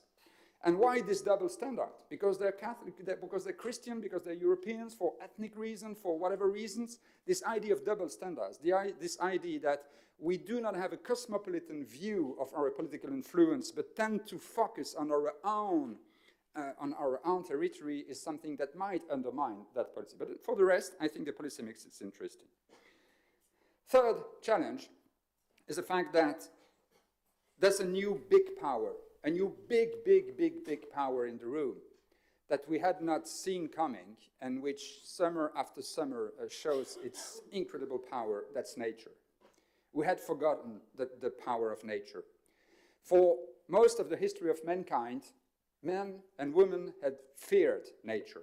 We had feared nature from the very beginning of mankind up until the end of the 19th century, because we couldn't understand it, because it was so powerful that we were very modest in view of nature. And then, intellectually in the 17th century, and technologically in the 19th century and 20th century, we thought that we could tame nature. We thought that we could dominate nature. We thought that we could exploit nature for our own abundance, and that nature would never react. And at some point what we see is that at the end it's that nature that wins. At the end we have so deeply disturbed those natural balances that the system becomes very dangerous for our own survival. And that if we do not completely change our pattern of development and consumption, we will be confronted with challenges that we will not be able to face. The same holds true for migration and people. The population of Africa, as you know, will double in the next generation, will double, while the population of Europe will remain stable or even decline. You cannot say that this is not an issue and that we will keep living in this like fat chicken, as Nathalie said in her introduction, and that the rest of the world, well, we will keep building walls on the sea. You can't build walls on the sea. It's impossible. And even if you could, I mean, it's not a sustainable option. And so there again, it shows that this civilian nature of power, which is the very, I think, essence of the EU, the very identity of the EU, that we have not chosen. It was imposed upon us by the circumstances of the 1950s and 1960s, but it is becoming something which is, I think, a very strong asset for the EU. We will need civilian power more than ever. Of course we need military power. Of course, we need to have a military capacity to take part in missions, although we don't know how to stabilize, but to take part in missions under the umbrella of the United Nations mandates and so on and so forth. And beside negotiations, sometimes you need military capacity to or support countries like Ukraine or to intervene directly. But more than this, we need civilian capacity. We need enormous funds and investments to change deeply the patterns of consumption and production that have undermined natural forces. And we need strong cosmopolitan agreements to organize the movement of population between different continents. Certainly with the fact that we have migrants today who are fleeing dictatorship and violence, who are fleeing misery and economic crisis, but also we will also have millions and millions of migrants fleeing the fact that some regions of the world have simply become unlivable, that with roads and with very high temperatures, the places in the world that are completely unlivable will be ever more numerous, and that those people will have to find a place to live elsewhere. And Europe happens to be one of the regions of the world which is the less destabilized compared at least to many other regions of the world. If we take all those elements in head altogether, I think we should plea for a second refoundation of European integration. You've understood what my vision is. We had a foundation in the 1950s, much more solid than what most people say. We had a refoundation in the 90s after the fall of the Berlin Wall. And since then, the last 30 years, we've lived quite efficiently. I think we've lived with the refoundation of the 1990s, with enlargement on the one hand, with the rest of the civilian power, trade agreements notably, and with this embryonic political identity of the EU. But it's not enough anymore. And we have to face those limits and those crises that we are facing and try and say, well, what's the model that we could reshape? Of course, I've got my idea, and I won't be too long about this, but I think first that multilateralism has demonstrated its strength globally.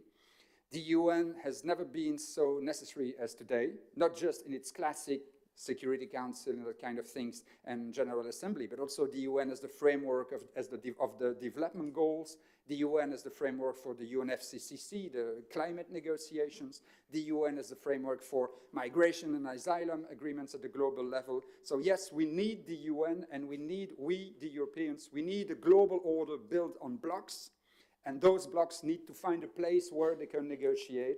This is a sort of expansion of the European model at the global level.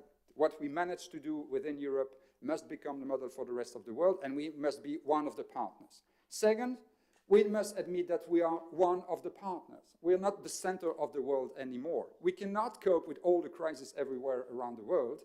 We must be one of the actors, and we must talk, of course, with the US, of course, with China, but also with other groups of countries that we don't like, but which are becoming ever more powerful, and that will have to play a role in this multilateral framework. Second, we have not just to say how must the global order be recomposed, but also how can we recompose the European Union itself. And this, I think, implies to dare at some point confronting questions that we have avoided so far on the boundary and on enlargement. I know I will not be popular with many people if I say that, but sometimes you have to be blunt or you have to be honest in the discussion. I don't believe we can absorb so many new member states in the EU and keep the EU stable as it is. I don't think it is possible, not in the coming 10 years, not in the coming 20 years. And I think we should be honest with those countries. Keeping negotiating with Turkey, with Moldavia, with Albania, with, I don't know, Serbia, and so on and so forth, and saying, well, you will become a member, but in the meantime, you have to accept this and this and that, and we know they will never become a member, is not honest. I mean, you can play with hypocrisy up to a certain point, but at a certain point you have to say, let's rebuild something together. Let's come back to the discussion of the very beginning of the 1990s and say, how can we have a global Europe based on security, based on values and human rights, based on institutions, and then accept that there's a small, based on, of course, on economy and exchange of goods and so on, and then have a smaller Europe which must be in a capacity to go further and to have its own institution and to keep the very I mean, I think strong but fragile in the same time institutional settings that we've built in the last 70 years. That's a question that we have to face, but I think we have elements. The Barcelona process of the 1990s was a very interesting initiative, and I'm always very sad to see that we don't use it more, that we don't reopen this dialogue with the rest of the Mediterranean and say, well, yes, you will not, Algeria, Tunisia, Libya, Morocco, and so on, you will not become member of the European Union. But nevertheless, we think you should be privileged partners and we should build lots of things together, certainly in terms of migration and economic development. The same with the neighborhood policy. The neighborhood policy of the years 2000 was a very interesting instrument. This idea of building other kinds of alliances with those countries in the East, focusing on stability, on security, on exchange of information, on economic development, without pretending that they will become a member of the European Union in the same time.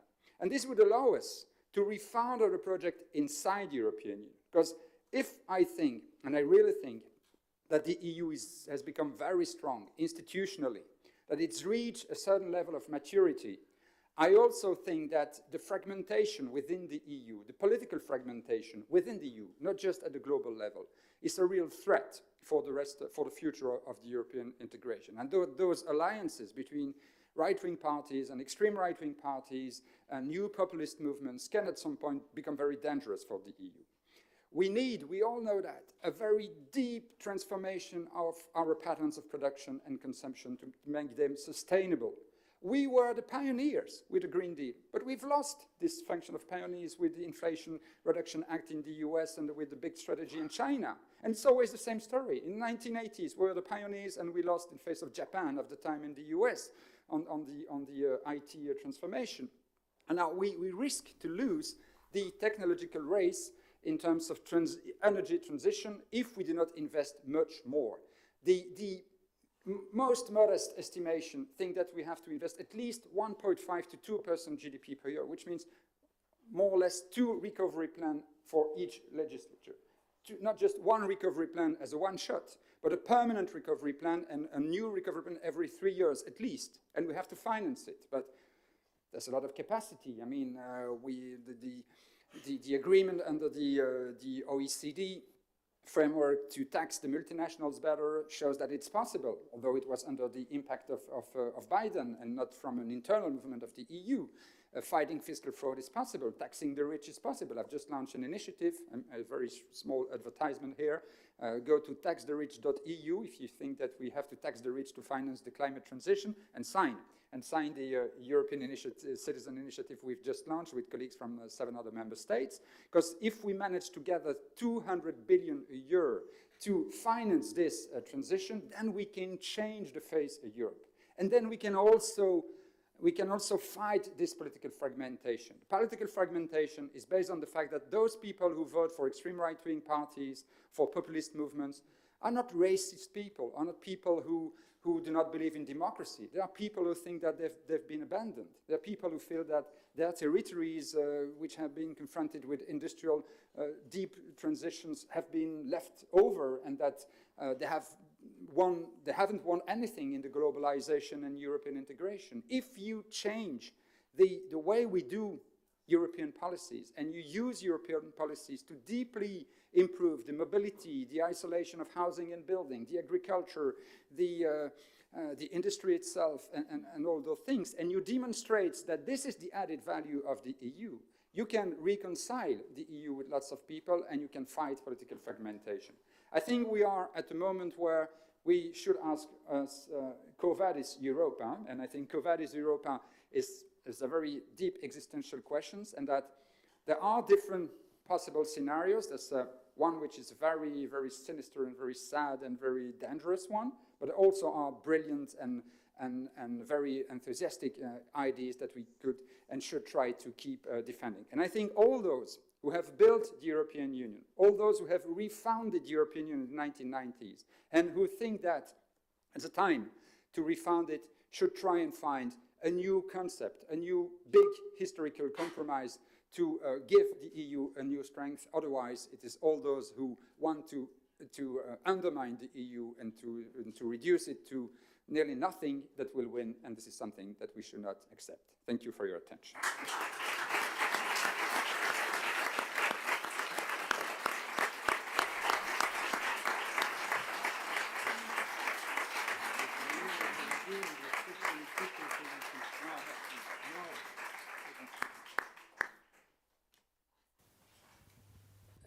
estaba diciendo a Paul, As I was saying to Paul, I haven't heard such a deeply felt speech as this one for a long time now. And it was very interesting in its form and in its meaning. And for those of you that want to work in politics and public life, take notes, because for almost 45 minutes, without looking at any paper, he's speaking a language that is not his mother language in a perfect manner, with no hesitation, and without saying for not even once, which is what people do when they are thinking about their next sentence. It was a really very fluent speech with very ordered ideas and very well structured. So thank you so much for your contribution. This is the wonderful end for this course. So a big round of applause for me for choosing you for this end of the course. simplemente por haberle I asked him to join us because I had read your work. I had heard you on several occasions, but honestly, Paul, it's not just a simple praise. I think this is something shared by us. This is the speech of a political man that brings together the know-how of the academia with the practice and with a foresight capacity that is wonderful. We couldn't have found anyone better for QUO VADIS Europa. So thank you. And you've mentioned many problems that we will try to break down now, but it's impossible to do it in so depth. So in the next QUO VADIS Europa, you will be invited once again, and you will have a whole day to explain yourself better, and so that we can continue this conversation with you. You've clearly explained the problem. How did the Romans call the borders? Well, you talked about these limits. Political entity, which is what the EU has to be, the first thing it needs is a definition of its space. Who is it? Who are we? We have to define those limits, and not only as the Romans did, because they were where the legion got, and they would move those borders. The Trojans get to the Danube and Romania, but all the empires end up finding their limit. We haven't enlarged our space through conquering, but by hosting and adhering. And Europe is a powerful magnet, a magnet for the people and states, states that are there in the queue. Rector, good afternoon, because we're almost in the afternoon, and please join us. It is a powerful magnet, as I was saying, for individuals. We just have to look at migration, but also for states. And you really explained well what are the limits of our capacity in a humane way, and taking into account demography, but also the political side of things. What is Europe? What are we as Europeans? What defines us? If Moldavia can be a European state, why not Georgia? And if Georgia can be, it's like you have fruits and pick one and you have more and more.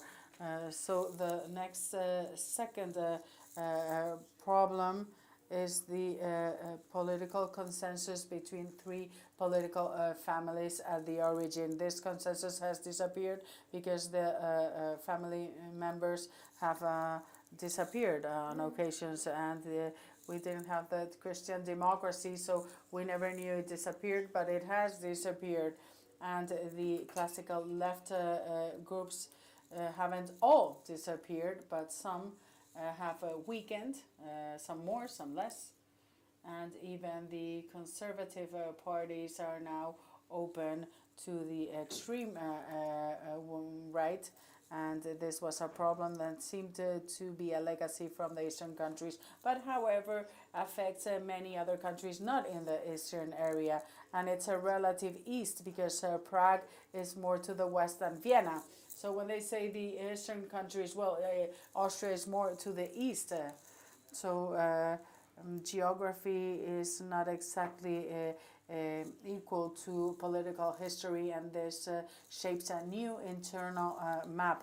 Who is going to lead the political future of Europe after the next European elections?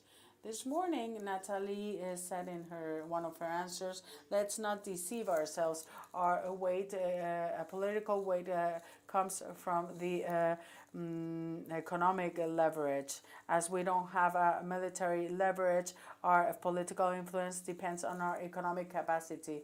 And we find ourselves in a moment in which there's emerging powers, and we have to see what is our relative weight or leverage. And finally, you've gone into the environmental issue in political terms. Your biggest contribution was to show the environmental side of things and the political side of things together. When we say careful with how climate affects in unequal ways countries and individuals. The poor are the ones that are suffering most the consequences of climate change and of a heat wave, because they don't have a way of cooling themselves. And as the Senegalese Foreign Affairs Minister said, they are not responsible for most of this. So I will hold back. I will say a few final words, but I want to thank you for this exceptional speech, and I hope it's recorded. We need to record it and transcribe it. And Director, I ask you to disseminate it, because it's been an exceptional lesson on politics in the noblest meaning of the term politics. I hope you will continue working for Europe, and next year you have your space here in this course. We hope to see you then, and thank you so much. You are a professor because you showed to be both a professor and a politician in your words. So I hope that your questions are up to the same level. Well, the first hands were raised at the back of the room, so we'll start with the first questions. We will have 2-3 questions, and then we will go on to a second round. Well, refundation of European integration. You have also talked at some point about searching for privileged partners. My question would be, to what extent do you think the UK could be part of something? I mean, rejoin is clearly not over the table. Both the government and the opposition are saying it, but to what extent do you think we can aspire to build something with them that goes beyond our alliance with NATO? Call it European geopolitical community, call it special collaborations, whatever. Thank you.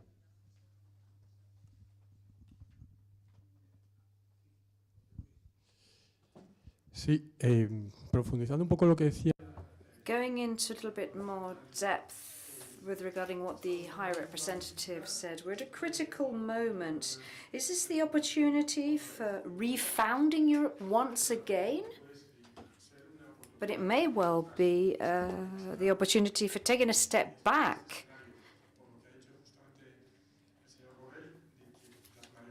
Because majorities are changing, as Mr. Borrell said, and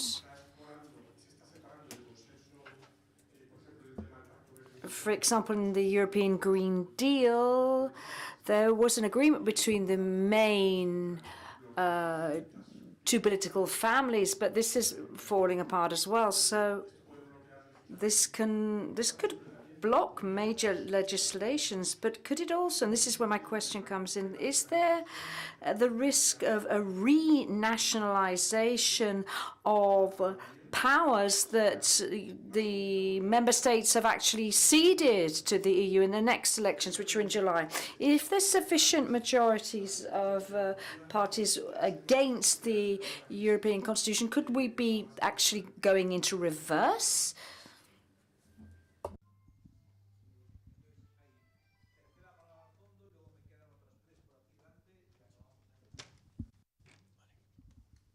Muchas gracias, profesor. Thanks, Professor Manette.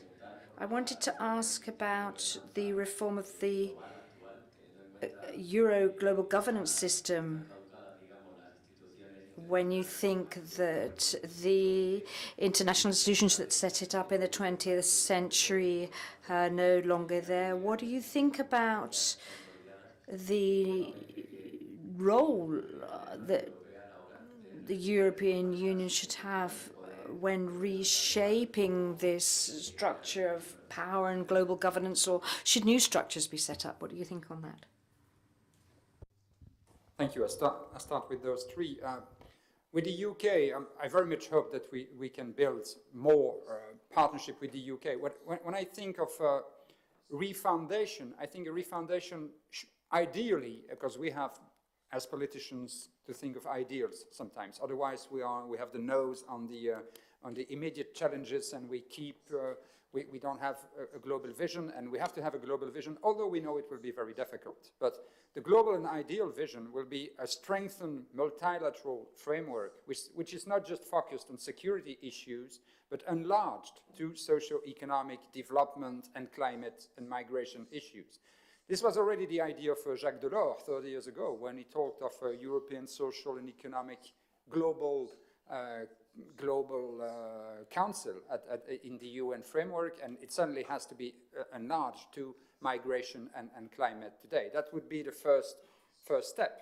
Then, and of course, we should try and reorganize the balance of power within the UN institutions on a much more regional basis, having the EU and the US and China and the BRICS of other groups, more than simply France and Britain in the Council of Security, of course, ideally. Second, at the level of the EU, I think we should say we have this core of the EU as it is, and I don't think that we will renationalize policy. We always come with this idea of renationalizing policy, but it's never happened in the past, because that's what makes institutions so strong, and that's what makes legal integration so strong. Why is the EU so strong? Because the level of legal integration that we have reached is very, very high. Many lawyers tell us, for example, if you take environmental law, the level of integration in the EU is much higher than in the US. In the US, there are much more differences in the environmental legislation of the states than within the EU. If you take working conditions, if you take the protection against chemicals and that kind of things, the level of legal integration that we have reached at the EU is very strong.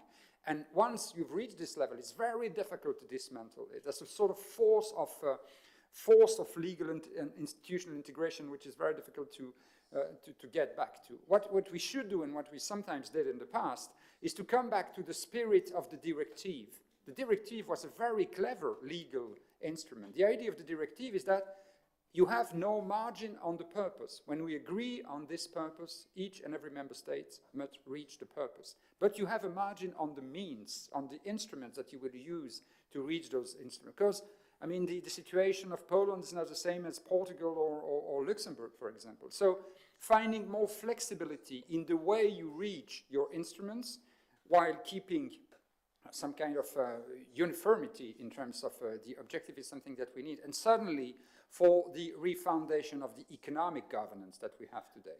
The economic governance today is, the paradox of the economic governance as we have it today is that the rules are very, very strict, but they're never respected, never. I mean, lots of member states do not respect, and suddenly we, Belgium, the levels of public debt, of public deficits, and we get lots of recommendations and sometimes even warnings from the EU, but we never get sanctions. Although the conditionality is becoming much more stronger than in the past, not just with the rule of law, but the conditionality of the recovery plan, for example, is something really, I mean, we've been faced with it, and I can tell you, the negotiation with the Commission on you will only get your money if you make this and that structural reform is something which is not easy. And we have to recover some kind of flexibility here in that kind of governance. And that would be, I think, a better refoundation than saying we will work on renationalization. No, let's keep the set of policy that we have, and let's see how we can give more margin of maneuvers to the member states in the way they reach the objective. Is the same, for example, this is a bit the spirit of the proposal of Paolo Gentiloni for the reshaping of the economic governance, by saying you will have a 5 years time span, you have much more nation-based plans than what was the case up until now. And I think this this goes also in coordination with the transformation that we try to do at the global level. When we see, for example, in the UNFCCC framework, I was a minister in charge of climate for 5 years. I took part in lots and lots and lots of conference of the parties, the calls and the COPs that take place in November, and I was really struck by the fact that this mechanism is much stronger than what many people think. The problem is that after each COP, after each conference of the parties, green activists say, well, it's a failure, it's the end of the world, and we're not being able to reach, immediately solve all the issue. I understand them. I mean, I understand their political impatience, and I share their critiques about the lack of ambition. But we should not lose sight of the fact that there now is a global scientific consensus on climate, the fact that there's a global system with the Paris Agreement, which is a sort of world constitution, world climate constitution, that there's a methodology to define the pledges, to measure the way the member states have reached their pledges or not, that there's a system of reporting and so on and so forth. It's much stronger than what many people think. I think it is becoming very constraining, and we Europeans, by adopting the Fit for 55 agenda, which is a sort of translation of this global multilateral system at the EU level, and then when you have the Fit for 55, each member state has to have its own national plan, and to decentralize it to the regions, to the cities, and so on. What is lacking here is really a process of democratic appropriation. I think the methodology is very strong, very robust, and it works very well. We don't necessarily need, people say, well, it's not legally constraining. No, it's not legally constraining. But sometimes, I mean, values are not legally constraining, but can have a very deep impact on policies. So you don't always need to have it legally constraining, although conditionality can help. You can say, well, if you don't reach this, you will not get financial support, for example. But first, we have to build a mechanism of financial support. As long as we Europeans haven't realized the promise of the Green Fund of Copenhagen 12 years ago, we cannot ask the countries to respect their pledges. We first have to respect our own commitments, and then we will be in a capacity to ask them to abide by their obligation. But this is one element, but the most important for me is the fact that the citizens understand. If you build new trains or new trams in the cities, if you isolate buildings, if you build new parks, you plant new trees and so on, you have to make this a big movement in the society, a bit like the New Deal in the 1930s. I mean, Roosevelt managed to explain to the American society that they were moving towards a new society, and this was a very exciting movement, that everybody was part of it. And we have to make the Green Deal not just a technocratic plan, but to make the Green Deal a big and wide democratic ambition to change the way we live the world and the way we produce and consume. And if we manage to do that, this will have a deep impact on the EU itself and on the way the institutions work on an everyday basis. Veo que el tiempo avanza muy rápido. Tengo 3. Time is moving on. I've got 3 more people that have asked to take the floor, but I can't accept any new ones. First, Marcelino Cabrera. And the 2 youngsters that are at the front here. More than ever. Marcelino. Marcelino.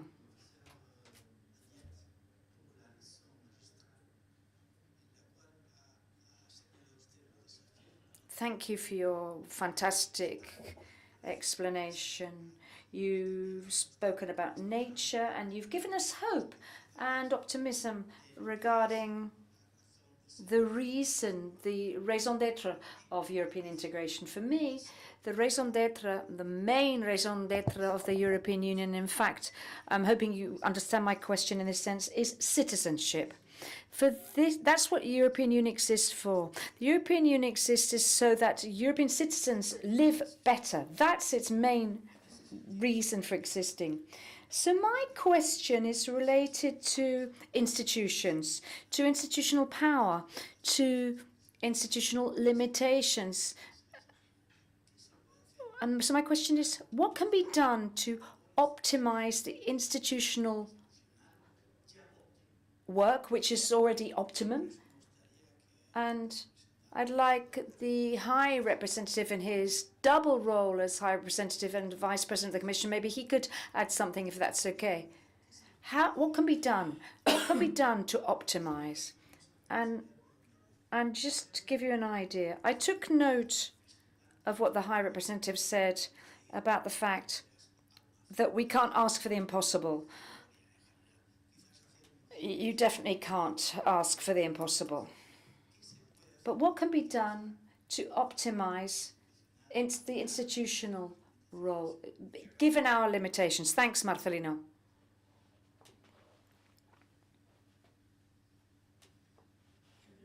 Firstly, I'd like to say thanks to Professor Paul. It's been incredible to listen to you. Thank you so much. My question is about emerging powers. To have a stronger EU, will we be able to treat China as a friend, as an ally, instead of, i.e., so as not to make the same mistake that we did with treating Russia as an enemy? Can we strengthen cooperation so that both powers can be strengthened?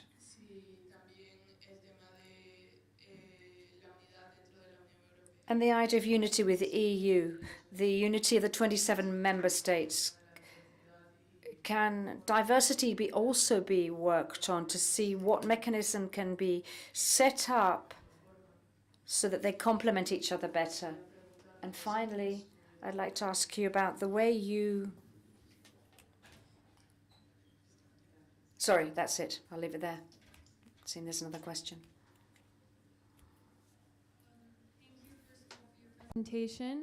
You mentioned the reform of EU institutions, and during this course, we have heard different views on the voting system of the EU. And I would like to know, what is your assessment on the need to move towards qualified majority in the field of the Council and Common and Foreign Security Policy? Thank you. Y extraordinariamente, una ultimísima palabra al embajador Bregolat por el privilegio diplomático. And the ambassador, one final question. Thank you so much for your talk. So interesting. Federalists such as myself would like to see a united Europe now, because we think that's what the world situation is asking for. Unfortunately, that's not on the horizon as things stand. We're making baby steps.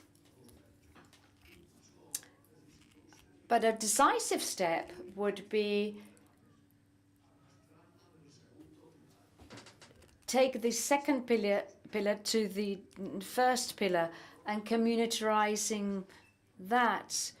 That's complicated because the Polish minister said the EU is a dictatorship of France and Germany. My question is, can the European Union, via a strengthened cooperation led perhaps by France and Germany, could they reach a PESC? Those of us that want to be in a PESC. Because this would be a new concentric circle, such as the euro or Schengen, which is probably going to divide us even more, maybe. But could you comment on the possibility of having a new PESC, foreign and security policy? And European citizenship, I don't want to say how many years ago, 25 years ago or so. And I agree with you that this is a very, very important element. And there again, the comparison with Rome is with the Roman Republic is very interesting. When Saint Paul said, "Civis Romanus sum," I am a European citizen, I am a Roman citizen at that time, it meant that the most important was the status of the people. It's building a community not just on agreements between states, but on the fact that the citizens are part of a global community. Of course, the states remain what they are, but the people form a community beyond the boundaries of the states. And this is something which existed in the leagues of the Greek cities. This is something which existed in the League of the Tuscan cities in the Renaissance. That's something that exists in the US, of course, and again in the EU. And I think it's a very, very important element of the EU and very, very often underestimated as an element of consolidation of what the EU is. Take the Brexit, for example. We mentioned the UK. What's the most important loss for British citizens is the fact that they're not European citizens anymore. And the first thing they negotiated was the fact that freedom of movement, to study, to research, to settle, to work, and so on, were preserved at as high level as possible. And so this demonstrates, I think, the importance of citizenship. How to institutionalize it? It's not easy to say. I think the parliamentary regime of the EU doesn't work too bad. I think it works much better than what most people think. There's a parliamentary regime. I come back to QMV and to the communitarization of the CFSP in a moment, but it does exist, and there's a lot of debate within the European Parliament, and in the most important fields, the EP plays a key role. I think two things are missing. First one is the fact that where the EU coordinates policy more than makes its own policy. For example, the coordination of the budgetary policy, of the economic policy we just mentioned in the framework of the semester, there the role of the EP is very weak. The role of the EP there is, I think, too weak. And we should search for more coordination between the EP and national parliaments. As a politician, I'm always struck to see when you are in your national parliament, it's always Europe's fault. Oh, look, Europe.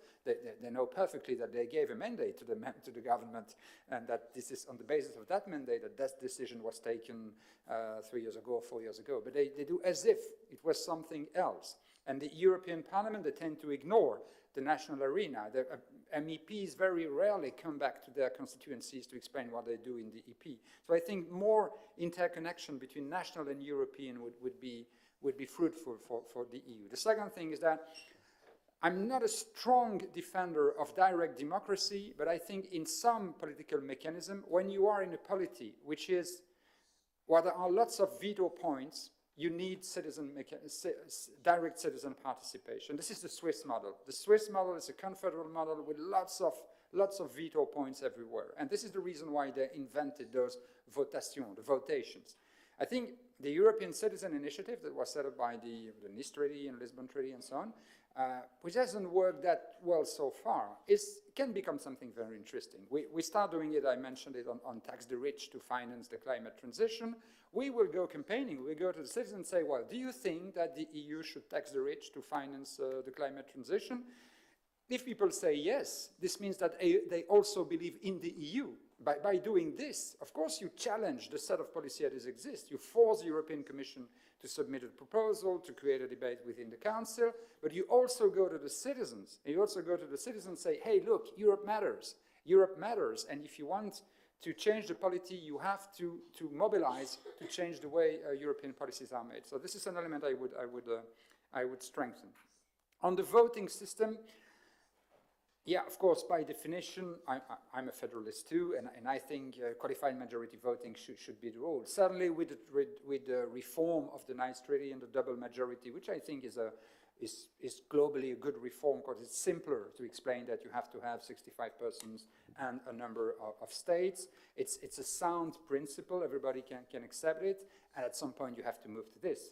Maybe more for internal policies than for others. And the fiscal, I mean, as long as as unanimity remains the rules for fiscal decisions, we will never have fiscal fairness within the EU, and we will have each country as a fiscal paradise for another country. Luxembourg is a fiscal paradise for Belgium, which is a fiscal paradise for France, and so and Ireland is a fiscal paradise for. So internal fiscal competition is a nightmare for the EU.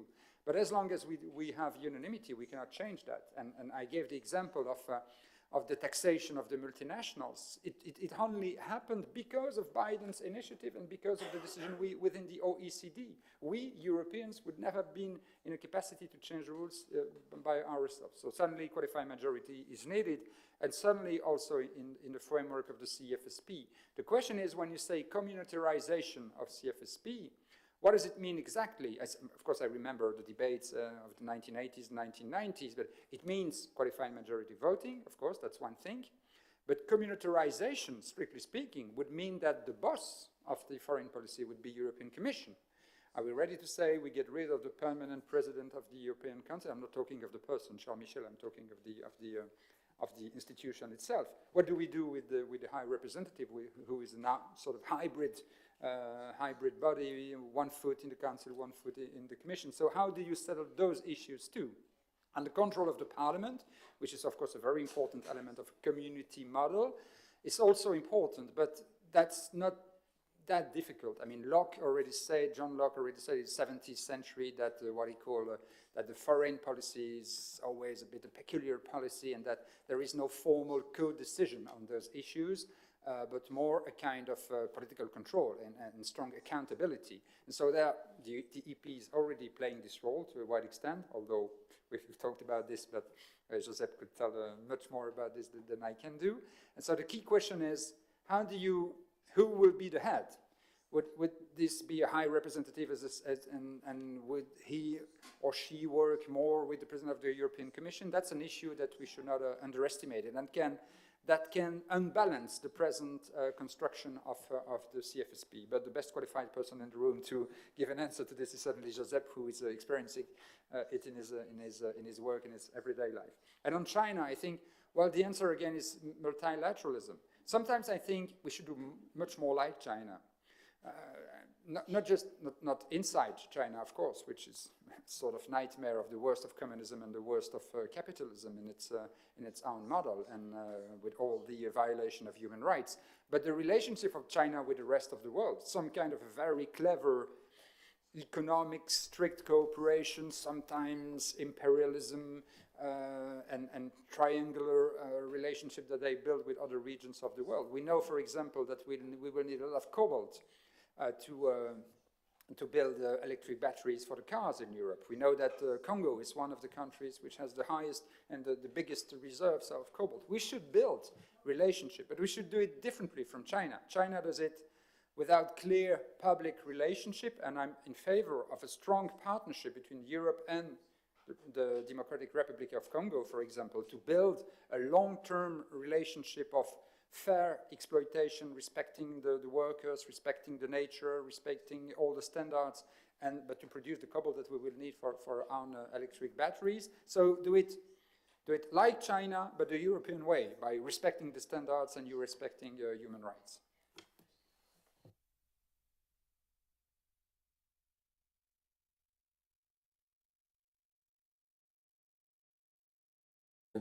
Con esto acabamos el curso. Muchas gracias, rector, por acompañarnos. We finished the course on that note. Thank you so much to the rector for being here for this closing session. Thanks once again to Paul for having set the bar so high.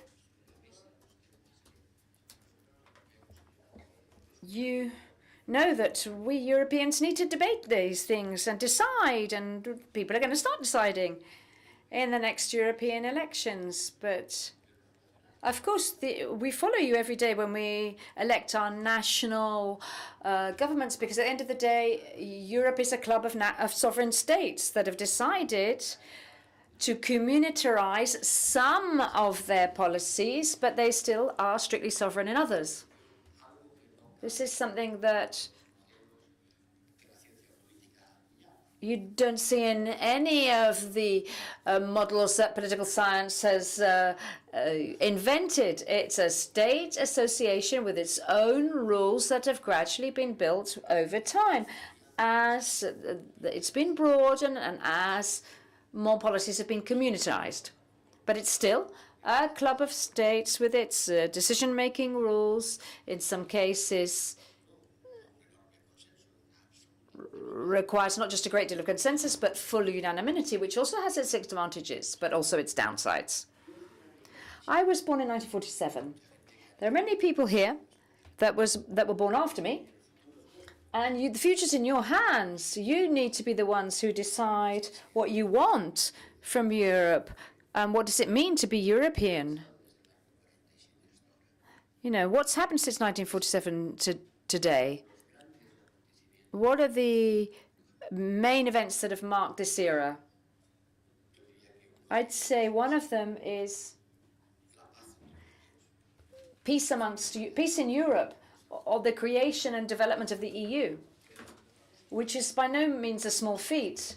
If I look at our past history and see how between 1945 and 2023 we've had peace in Europe, with the only exception of the Balkan Wars, is a key part of history, something very important. The second thing that we've seen is decolonization, and that all of a sudden many countries that didn't exist in 1947 have popped up and didn't pop until the 1980s. That is the day before yesterday. There are many of them, and they are very big. Some of them are developing and others are not. But this has created the world that we have today, with very large powers, very populated, with serious internal problems in some cases, and others not so much. But as Natalie said, the world is no longer a bipolar world, and it won't be a bipolar world between US and China. The second thing that's happened is the emergence of China. In 40 years, we've seen here a whole session when we've spoken about the emergence of China, something that had never happened in the history of humankind. It's been a huge transformation, such an enormous country, and that's an exceptional political fact. So we've got the emergence of China, decolonization, and the emergence of Europe, the creation of a strong Europe. I'd also talk about the defeats, the military defeats of the US in Vietnam, in Afghanistan, the failure of military operations in the Middle East, in Iraq, which has led to a certain withdrawal of the US, but which is still a big military power. And then more recently, the Russian attack on Ukraine, which is an important fact and is going to change the world geopolitically, as Natalie said, and it's going to put make people's minds clear on things. Sometimes we are fence sitters. In this course, we've explored this and other subjects, perhaps not as at depth as we should do, but I think we've worked very well. Mr. Rector, I think the university can be happy with our course. This is, we've attracted the attention of overseas. I'd like to say thank you to the Russians for having been present, for all the Russian televisions that have broadcast with a great deal of interest what we've been saying here, and especially what I've said. Some commentators on the Russian television saying that on my coffin there was going to be an inscription that said, "Here lies the worst enemy of Russia." And having seen what's happened in recent years, that doesn't really make me days, that's not making me very happy. So if I get plutonium indigestion in the next few days, you know why.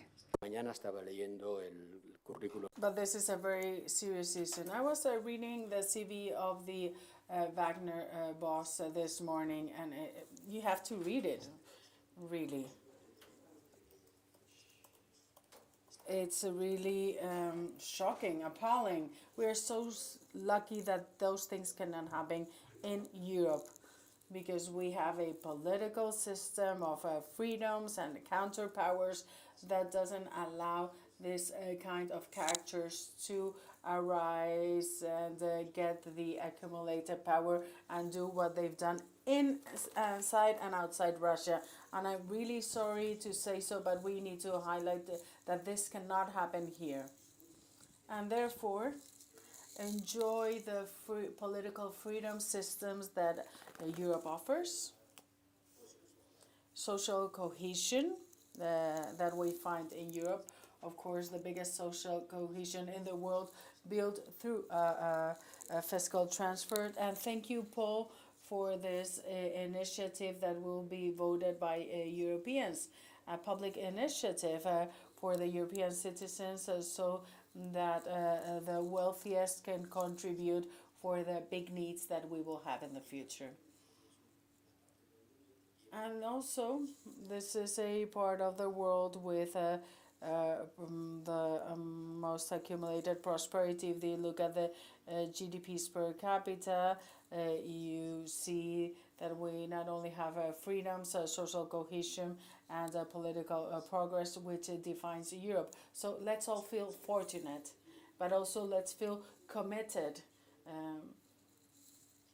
It has been said that we have to look towards Africa, their needs too, and it is, of course, fundamental that we commit not only with Europe but with the rest of the world. And to do so, we have to see how we organize our own home, how we make this political structure adequate for the up and running of Europe. And we've done it taking into account circumstances. Without the German reunification, we probably wouldn't have the euro, or it wouldn't have happened so soon, or it would have done so in different conditions. But the fact of the German reunification accelerated history and made possible this event. The Ukrainian war has also been an accelerator. For example, now Ukraine is considered a candidate country, which also goes into the problems that you've also mentioned and that have been discussed here. If a country like the Ukraine is a member of the EU, and it will be so, will mean that all member states go from seeing net contributors, and there's only one receiver, which would be Ukraine. All the policies that we have now will suffer adjustments, very significant adjustments, in fact.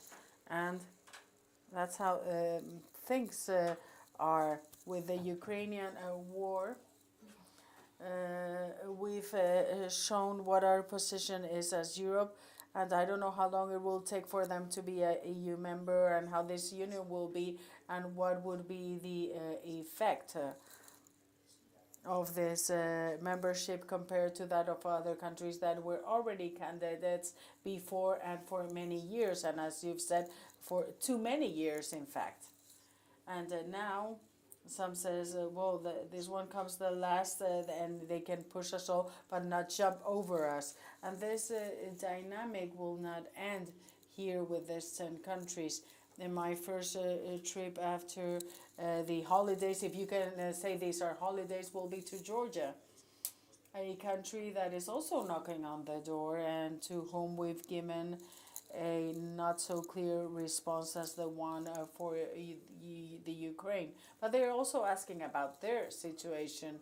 So we see a Europe that is large and therefore changing in nature, which makes us ask ourselves the question that you've mentioned of this big Europe that moves towards the east, up to when, with which mechanisms to be able to assimilate 10 or more states, some very big but other very small, with the rules that we have now. In fact, you've talked about fiscality, because we talked about what is happening with other countries, but let's not forget the competition inside the EU because of the tax systems of one country and the other and not being able to harmonize them. You've mentioned some of them, and I cannot mention them because of my position, but let's leave it there. So we have this unfair competition, and I could give you examples so that you've already mentioned this. The question is if with this we can continue with the same rules. For example, for budget, a 2% of the union's GDP, which is a very small amount. If we talk about the communitarization of resources, we only have this 2%. And I'm being generous because we never get to the 2%, in fact. So in the countries we do it with between 35 to 40% of the GDP. So the way of getting this income, well, inside the countries we do it with 35 to 40%. So amongst the different European countries in its club called the EU, we are contributing less than 2%. So we are not really looking into working with our community resources together. And of course, we have a collective debt to confront the consequences of the pandemic. But you've already pointed out that to face the problems and investment needs and climate change and defense needs and social needs and the digital revolution, we would need at least 2 more packages like this one. A little bit more or less. So this is a great amount of resources. So we have to see how this is something that we can do with fiscal rules that we have right now, because we've self-imposed some limitations for fear, the fear of non-rigorous behaviors of some member states. We've imposed these budgetary rules that are quite harsh and that affected us with the euro crisis. But we have an independent bank, the most independent bank in the world. We have budgetary rules that are very demanding, that are met in a greater or lesser extent. We are able to suspend this rules for some time in exceptional occasions, but in fact most of the money provided to face the war in Ukraine comes from Germany. I know it's the biggest country, but it's not an 80% of the European GDP. So this free and non-fake competition is has a bias regarding the capacity of some countries and others to compete. So of course this is not going to be solved immediately, but this makes other questions be asked, because we're not only talking about competing within but also without, with those that as our ally with the Inflation Reduction Act. The US has boosted its economy with this massive support to its companies in a discriminatory way, as we understand it, not complying with trade rules, but it doesn't seem to be that important for some. This means that in the climate change we have 2 responses. The European one, which is based on taxes, prices, and also the way in which we stop the generation of CO2, and with prices for CO2 to incentivize this change, while the US has done nothing similar. They'd opted to just look into the tax benefits, and those that develop renewable energies will be benefited in a fiscal manner. And as finally, at least, they are committed with the development of renewable energies. But in the US, policies have to be linked with the magic word that is jobs, jobs, jobs, and jobs. job creation. If it means job creation, okay. If it means taxes, they don't see it as something that positive. And we've done something different. And when we discuss with them, the American says, well, if this is bothering you, you just can do exactly the same thing. We don't mind. The problem is that doing the same thing is not as easy because we are not a federal state. We don't have a treasury.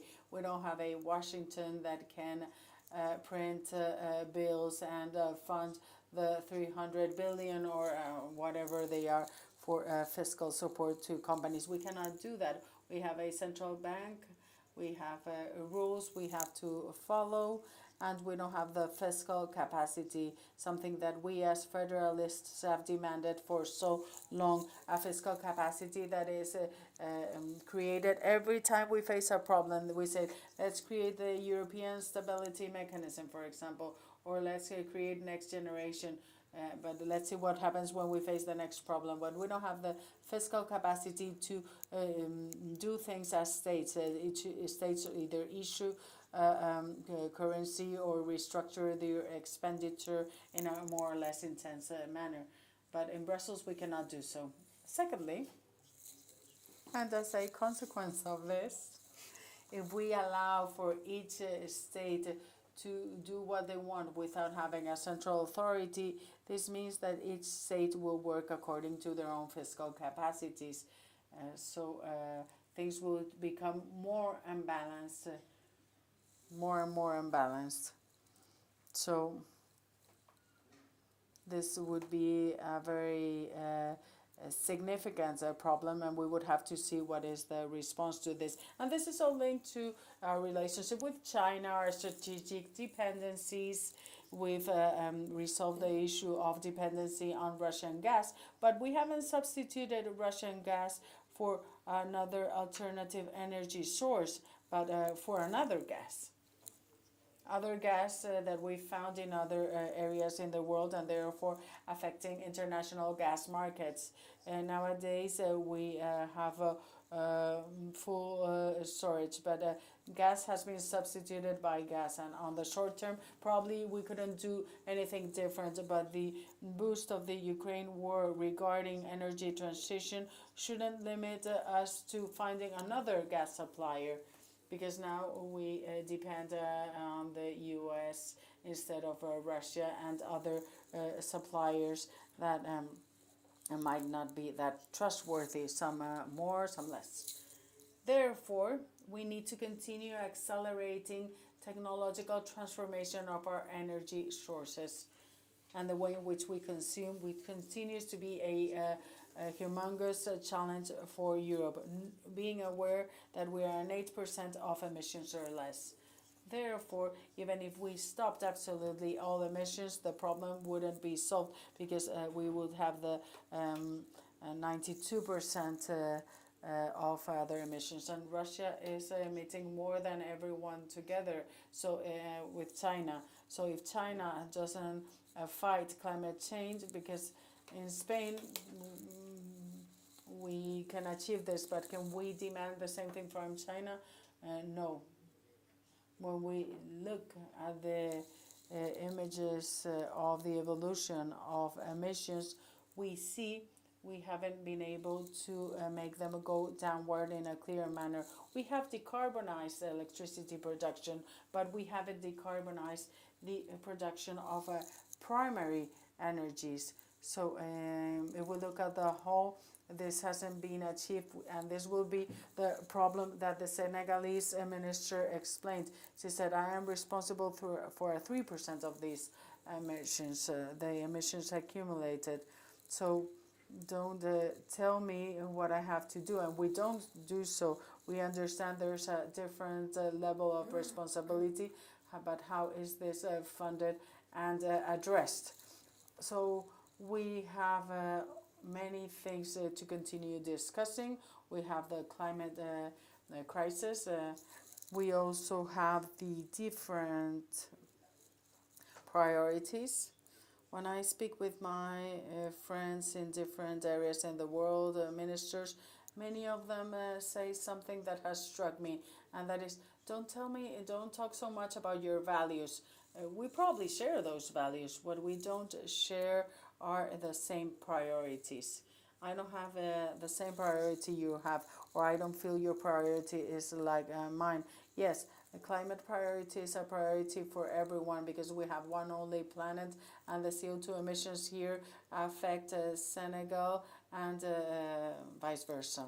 But seen from a perspective of individual views, the homogenization of priorities goes through a different way of doing things in and outside Europe.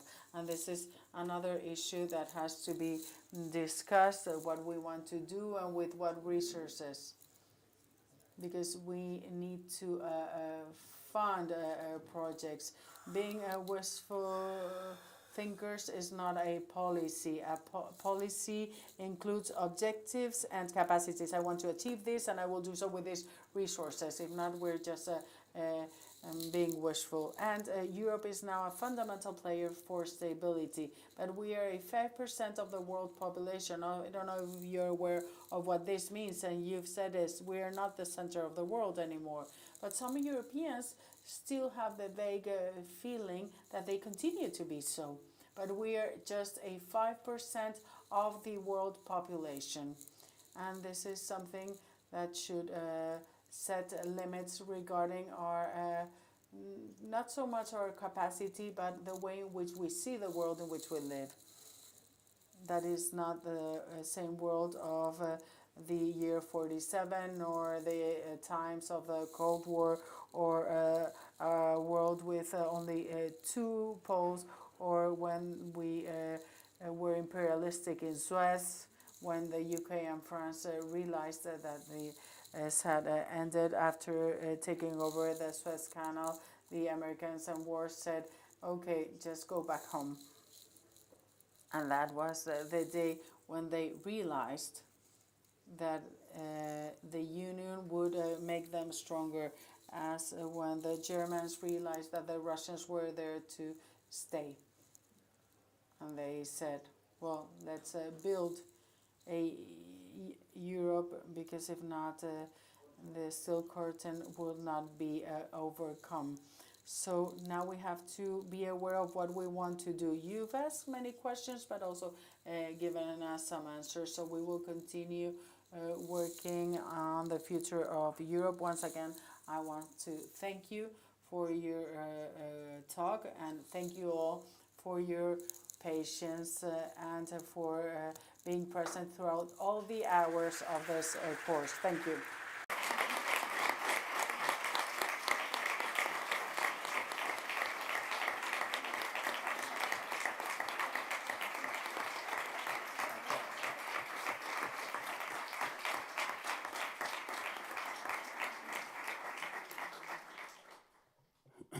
Bueno, pues Well, as a rector, I will say a few closing words. First of all, I want to say that I'm really sorry I missed your talk after the comments I've heard, but I'm sure I won't miss the one next year because I hope to see you here next year, and I will be here listening to your words. I would also like to thank you all. I would like to start thanking the director of the course and Josep Borrell, a person that has a close connection with this university, Universidad Menéndez Pelayo, a long-standing relationship. So thank you, and thank you for specifically organizing this course that is very appealing and significant. I would like to thank all the speakers present throughout the week. I've fortunately been able to meet some of them personally. And I've seen that they were extremely interesting and significant for this course. And finally, I would like to thank each and every one of you. Many of you loyal to the university and this course, and present through the different editions of this course. And I will like to also thank newcomers, those that have been here for the first time. Ahora, Josep Borrell. As Josep Borrell was just saying, the future of Europe is in your hands, and therefore you should be in the ones that work on the future of Europe. I'm sure you've heard me say this before, but let me take 1 more minute, and if I take more than 1 minute, please cut me off. Dear moderator, you're allowed to do so. I'm sure you know that one of the axes of the programming this year was Europe, the European Union, and Spain in the European Union. And in fact, Mr. Borrell has participated in several of the activities that have been organized. And in fact, the idea, and that's what I love the global summary that I've just listened to, because the idea was, let's ask ourselves what the EU really means, because it is a complex architecture, as we've been able to learn from the presentations of the different speakers and attendees. But now, in this extraordinary complex times, but also at the same time extraordinarily significant, in which demographically Europe has the weight that it has. We are 5% of the world's population, as you just reminded us, which means that we face problems regarding migration and other issues. And the question was, what does it mean to be European nowadays?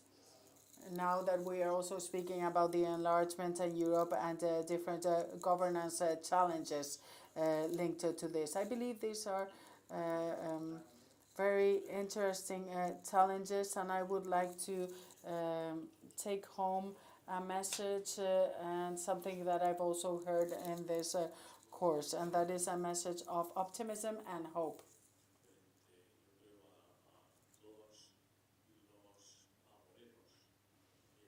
There's many that have always had a negative view and always talk and speak negatively of Europe, but we continue to have an extraordinary health in this complex times. We continue to be the space where a great part of the world wants to live, and this is a space where individual freedoms are the core, the fundamental core for coexistence. And this is not something that can be said by just anyone, as we see daily, and as we've also been able to see special taking into account the events that are happening in the world. And of course we will continue addressing these issues, but I hope you've enjoyed a wonderful week. In fact, finally we've been able to have a rainy day. If not, you would have a view of Santander that is not real with so much sun. And we're here at the university to debate, discuss and reflect jointly, and also to progress with agreements, consensus and knowledge. One of the fundamental characteristics in the DNA of our continent of Europe, through the training community of universities in the EU. I would also like to thank all the technical staff, and I will finish with this. Those that discreetly are part of the invisible structure that makes things possible. So once again, I want to thank them, and once again, thank you all for being here. I hope you have a good and safe travels back home, and we will see you in next editions. Thank you.